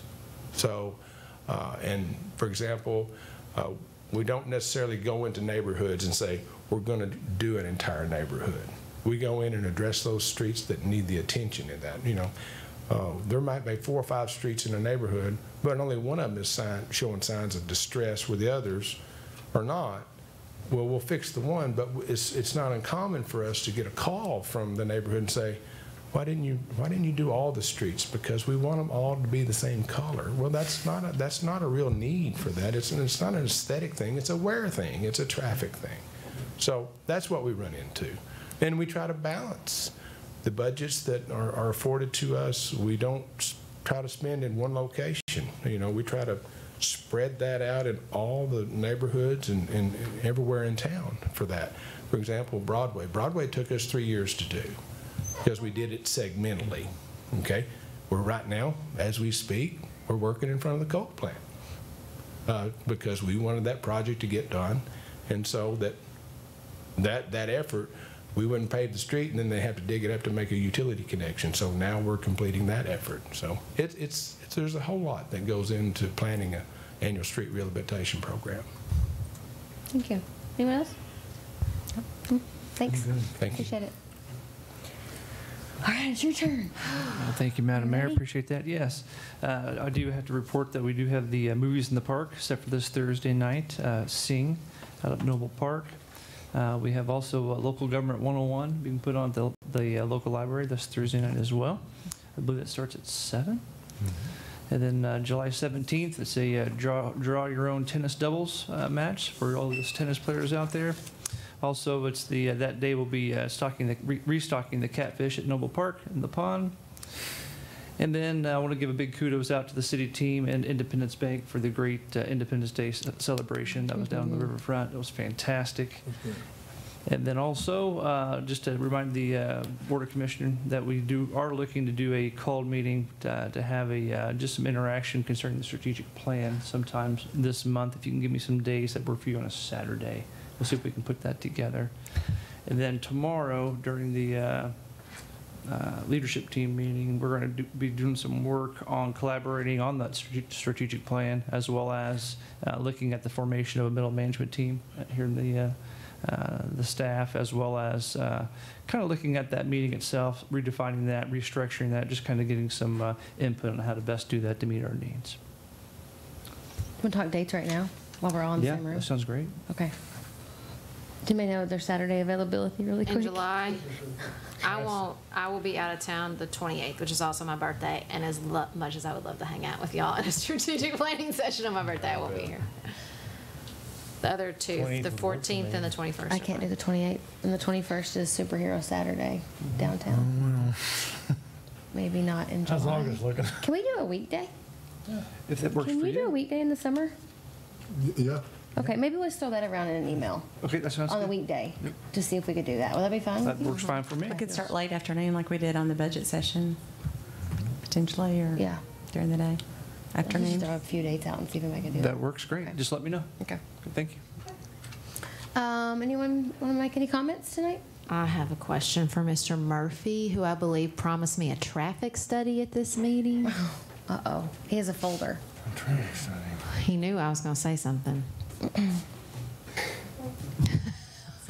We're actually bringing that our next meeting because this meeting was so jam-packed with presentations. Well, I don't and disagree. And didn't feel like we didn't want to overwhelm you. And so Okay. we have that lined up for our next meeting. Promise? Yes, yes, ma'am. We literally looked at it that way. We just said, we there any- need to save that. Okay. Thank you. No, there's this one. Okay. All right, we have one comment from the audience tonight. Terry, no? You gave up? Are you sure? Oh, it says maybe. It says maybe. So we covered them all, huh? All right. With that, I do go ahead. have one. The arts carts that we have on the around the gazebo, they're currently keeping their carts in. I think it's okay. Okay, the space that they're currently using, I believe that's going to be up at the end of July. Jim, is that correct? Is Jim here? Oh, he is here. Jim's here. Yeah, is it all right to have him come up and just talk about that real quick? I guess so. You didn't put your name on a piece of paper. Typically, I hold. Oh, is this it? Oh no, we got another. No, I never expected to talk. No, just real quick, and I'm just a little bit out of. I apologize. Was that hidden in there? Okay, just talk about where you are right now and what's coming up. Well, Paducah a la carte has been storing our carts in Sue Clark's buildings for the past 11 years. She has been a fantastic patron of ours, and she has allowed us to store our carts in her 100 building, as we call it, which has allowed us to do what we do. And we basically go down and set our carts up around the gazebo and sell art. But I would also say one of the primary things that we do is we answer questions to the tourists that come in and ask, where's a great place to eat? Where should we do this? What should we do that? We're ambassadors for the city. Well, Sue is now having to rent her buildings, and we're going to lose our storage space. And I'm just now coming to the city and basically saying I'm needing options on what we can do to try to continue this program that has been existing for 11 years at basically no cost at all to the city. And we've been great ambassadors. So I'm just trying to see what our options are to try to find storage space in a close enough manner to the gazebo that would allow us to continue doing what we're doing. And just want to have a discussion is basically where we're at now. And we talked earlier, and Tamara happened to be in the room, and so we were asking Jim if he was okay with waiting till Katie arrives. Katie comes on the 19th, and maybe we'll give her a mission when she gets here. Number one thing. So yeah, that's kind of our way forward. We have some ideas of what we can do. Hope that it hits. If it doesn't hit and that doesn't pan out, then we're going to have to come up with some hopefully creative ideas of how we can have storage close enough to the gazebo that we can continue this program. Is where we're at. Great. All right. We'll keep our fingers crossed. Thanks, Jim. Thank you. Okay, we do have 2 public comments. I have Jean. I'm not going to try to say your last name. Will you say it when you Center.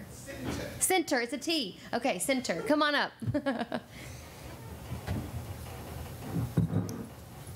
I need to make it a point to announce public comment at the beginning so people can do it. To the mayor and the commission board and all the people in the audience, I just wanted to introduce myself. I'm Jean Center. I've lived here most of my life. Right now I don't, but my son does. And you spoke with my son the other day, Robert Bramley. We're in the process of trying to renovate 1135 Park Avenue, what some know as the old Cherry Building. We understand that that building was built back in like 1890s, and we believe that it's a good historical site in Paducah, Kentucky. And I know that you all have historical areas down at the riverfront, and you also have it on Fountain Avenue. This building is between those two. We're running into some things where we're having to figure out some brick walls here where we're having to figure out how to get around some of these things. And so all that we're asking is that, you know, the city stand behind us on trying to do this project. We believe that it's a good project. It maintains some of Paducah, Kentucky historical heritage, which is important to all of us. And we expect to keep it as historical as we can.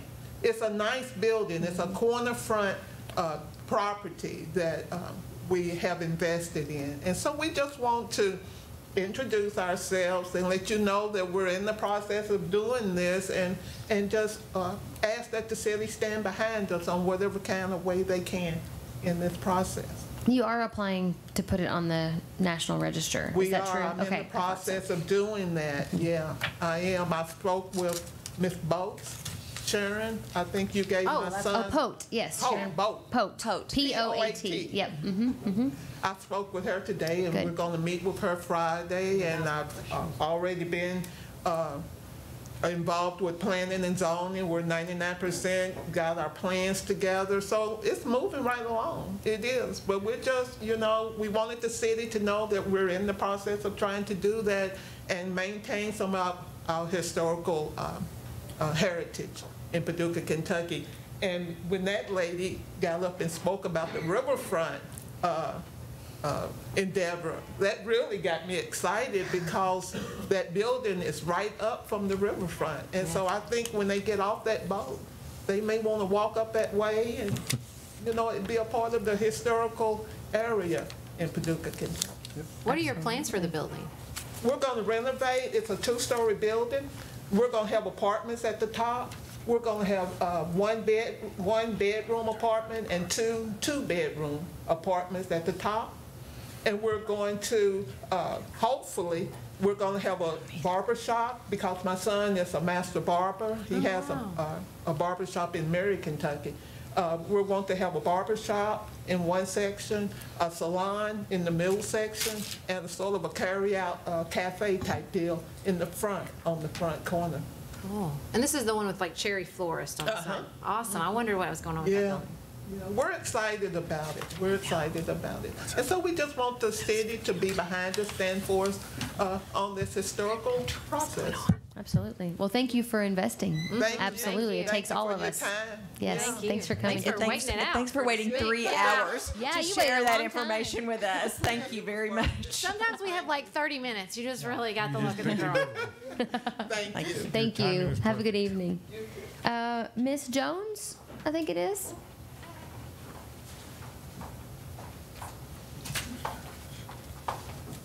I apologize for not filling out a form until the that's last okay. minute. I didn't see I need to make myself a note to mention in the beginning. So. I am Patty Jones, and I live on the West End. And I come to you tonight not as a city basher, okay? Well, thanks. Not a downtown basher.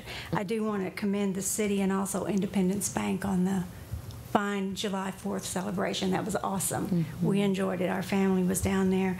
I also volunteer at the Lower Town Arts Festival every year. I've done that for several years and enjoy that. That's a vital program, and I think it's very nice to attend and brings in a lot of people, and I've got vendors that I hug and kiss when I show up. I'm also, I think, a paid-up member of the Friends of the Library. So I say all those things to let you know that I do believe in downtown, and I remember what the downtown area looked like in the 70s when I moved here the first time. Relocated, then moved back 9 years ago.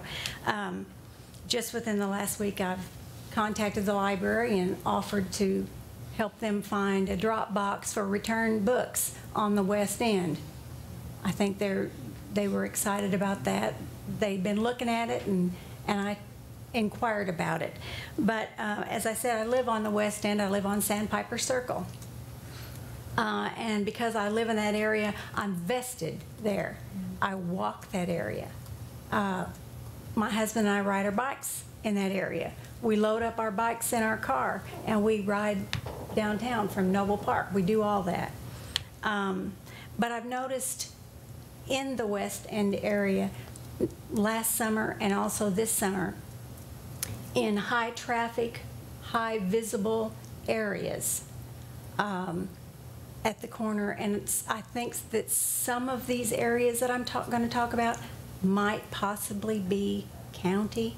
I'm not sure, but I was told that maybe they were going to be annexed, but I will address one specific area in this. On Village Park Drive, especially between the Credit Union and Gaither Suites. I believe that is city. It's across from Independence Bank, and it's across the street from the back side of Concord Elementary. Rick is not. Are you with me? He's not, yeah. Okay. Between Gaither Suites and the Credit Union, the grass has been up this tall. And So I inquired about seeing who owned it and could it be mowed. And I called the county. They couldn't tell me whether it was city or county. And the guy said, if I find out if it's city, I'll call somebody and see what we can do about getting it mowed. Well, he did that. And within a matter of days, that area was mowed. It looks like somebody took a hacksaw to it.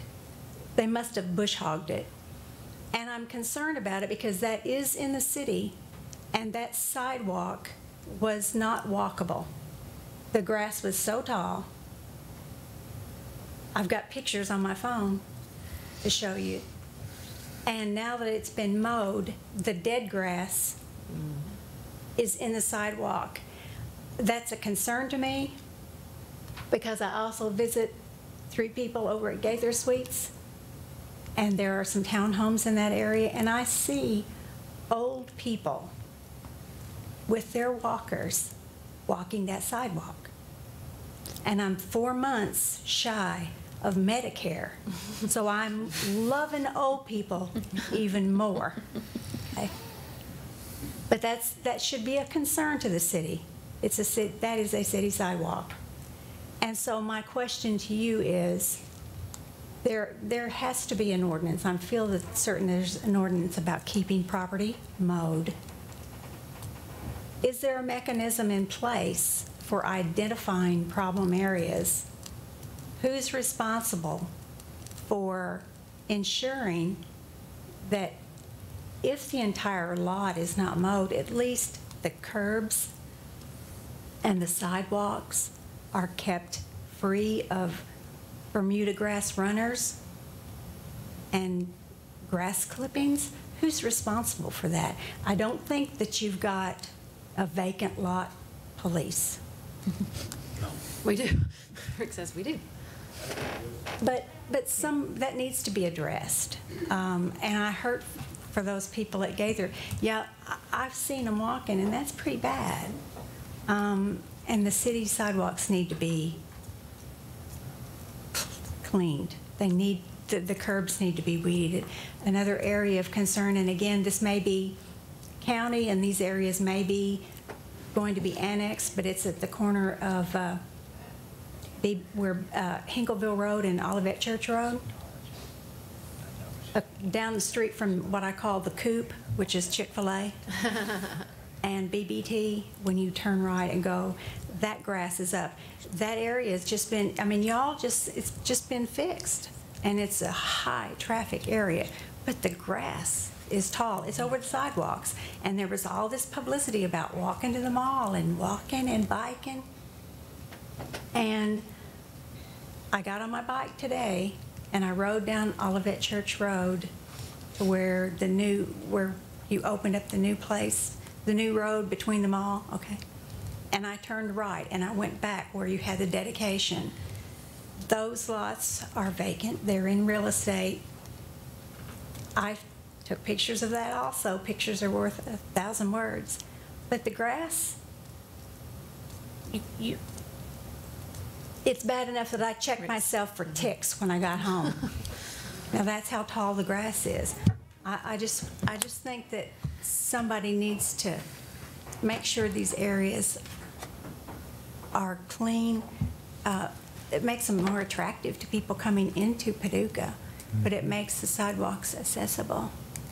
And then my next area of concern is Paducah Water totally separate from Paducah City? Essentially. Yeah. Okay, I'll take this up with them. Well, thank you for coming. And we like to take this opportunity sometimes for us to get an education also, because you pose some questions. Whose job is it? Whose responsibility is it? So I think Rick's going to take a gander at this to answer some of your questions. The areas that Ms. Jones has identified for us is actually on our borders, but we overlap. For example, the first area, that Village Square Drive, that is actually in the city. And through our fire prevention property maintenance code, we actually go around and actually put notifications in people's yard. There is actually a 10-inch grass rule. If your grass gets above 10 inches, then you're subject, I'm not saying you will, but you're subject to getting a notification as a stake with a placard on there saying this needs to be mowed in the next 3 days, and if not, we'll mow it for you. And when we do, there will be a fine assessed against you for that. We have, I think, maybe 2 or 3 people that are in the code enforcement office that have jurisdictions that they're supposed to move about in that, so maybe we need to look at some of that. The area you spoke about behind, I don't want to give free advertisement to everybody, but needs a landmark.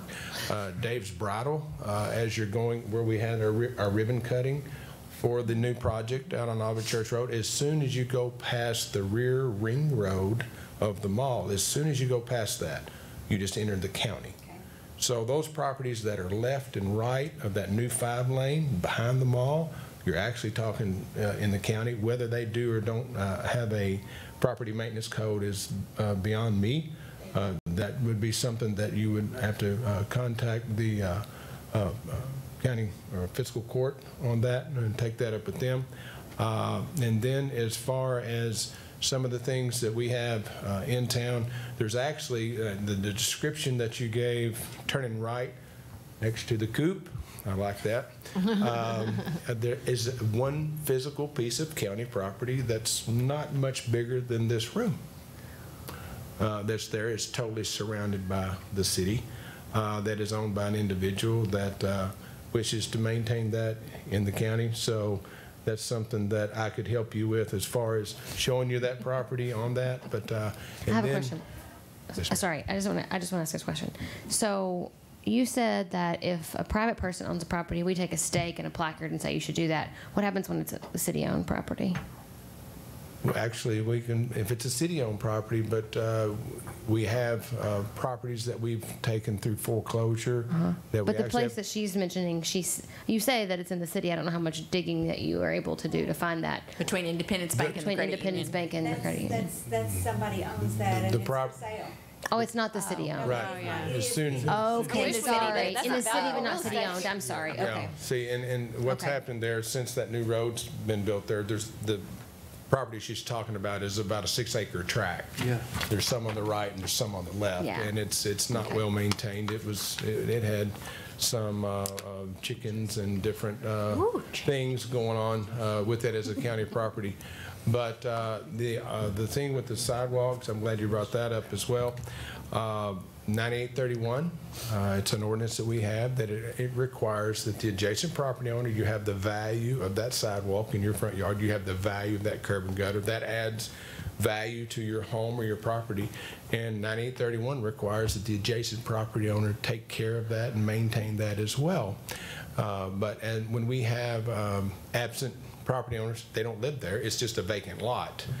A lot of times they go forgotten, and that's when our code enforcement people go around and put the placards in, and they're subject to fines up to $500. They start at $100, and they ratchet to $250, and then go to $5. So are you saying the land that she's talking about, the adjacent landowners actually could mow that front part? Actually, they're required to. Even they're the landowner, and for example, it may be vacant, but they still have the responsibility of maintaining. So that's adjoining Independence Bank. That's the area. It's across. That's still private property. Okay. The occupied spaces. I'm sorry, Commissioner. Go ahead. Do you mean by adjacent? I think what we're concerned about is that, the sidewalk is here, and the landowner here who's adjacent to the sidewalk in front of this place. Right, okay. Yeah. Okay, I just want to make that. Well, I mean, I was just thinking, could we get Independence Bank to mow it? No, Independence Bank is not involved. I was just trying to give you some landmarks to where it was. Okay. I mean, that whole, on both sides of that, I don't know who owns it. I'm not going to say, I know the realty group. The real estate company's not involved. They're just trying to sell it. But it's just awful. You couldn't even hardly see the Concord Elementary sign. And when you're driving through there, it was very difficult to see. And I think it was more of an in-your-face mow. I mean, I made a call and they got a call to mow it, and it's like, on you, and it's okay. I don't care if the lot is mowed. I'm saying the city needs to be walkable. Griggs. It's a hazard. We're going to make a note to point it out to the inspection department, the guys who go around and do that. Yeah. But also, And you are welcome to call in and report those areas too. Yeah. I'm just telling you, I mean, seriously, that's kind of, that's one of the things that we do need help with is crowdsourcing that information That's when right. it Yeah, happens. totally. Yeah. So feel That's- free to do that. That's the most effective way to get it done quicker. And one thing that it And show up and does- sit through a 4-hour meeting also. Yeah, next time just email us. One thing that does happen too is our boundaries are invisible. For example, when you're walking that new sidewalk from the mall or going out that way, you don't realize that as soon as you pass the mall, you've entered the county, of which our authority is nil when it comes to that. But then we have to work with our county partners and having the them. lines are wonky, I'll on just that. say it. Oh, yeah. When you call the county, We they agree. can't tell you whether it's city or county. It is We very agree. frustrating. Yeah. But it's it's unsightly, and I'm just, hey, I'm getting old, and I feel sorry for the little people, and they do use the sidewalk. And it's just awful. Well, thank you for Thank coming you and so noting much. it. Appreciate you. All right, with that, I'm making a motion to adjourn. Second. So moved. All in favor? Aye. All right, meeting adjourned.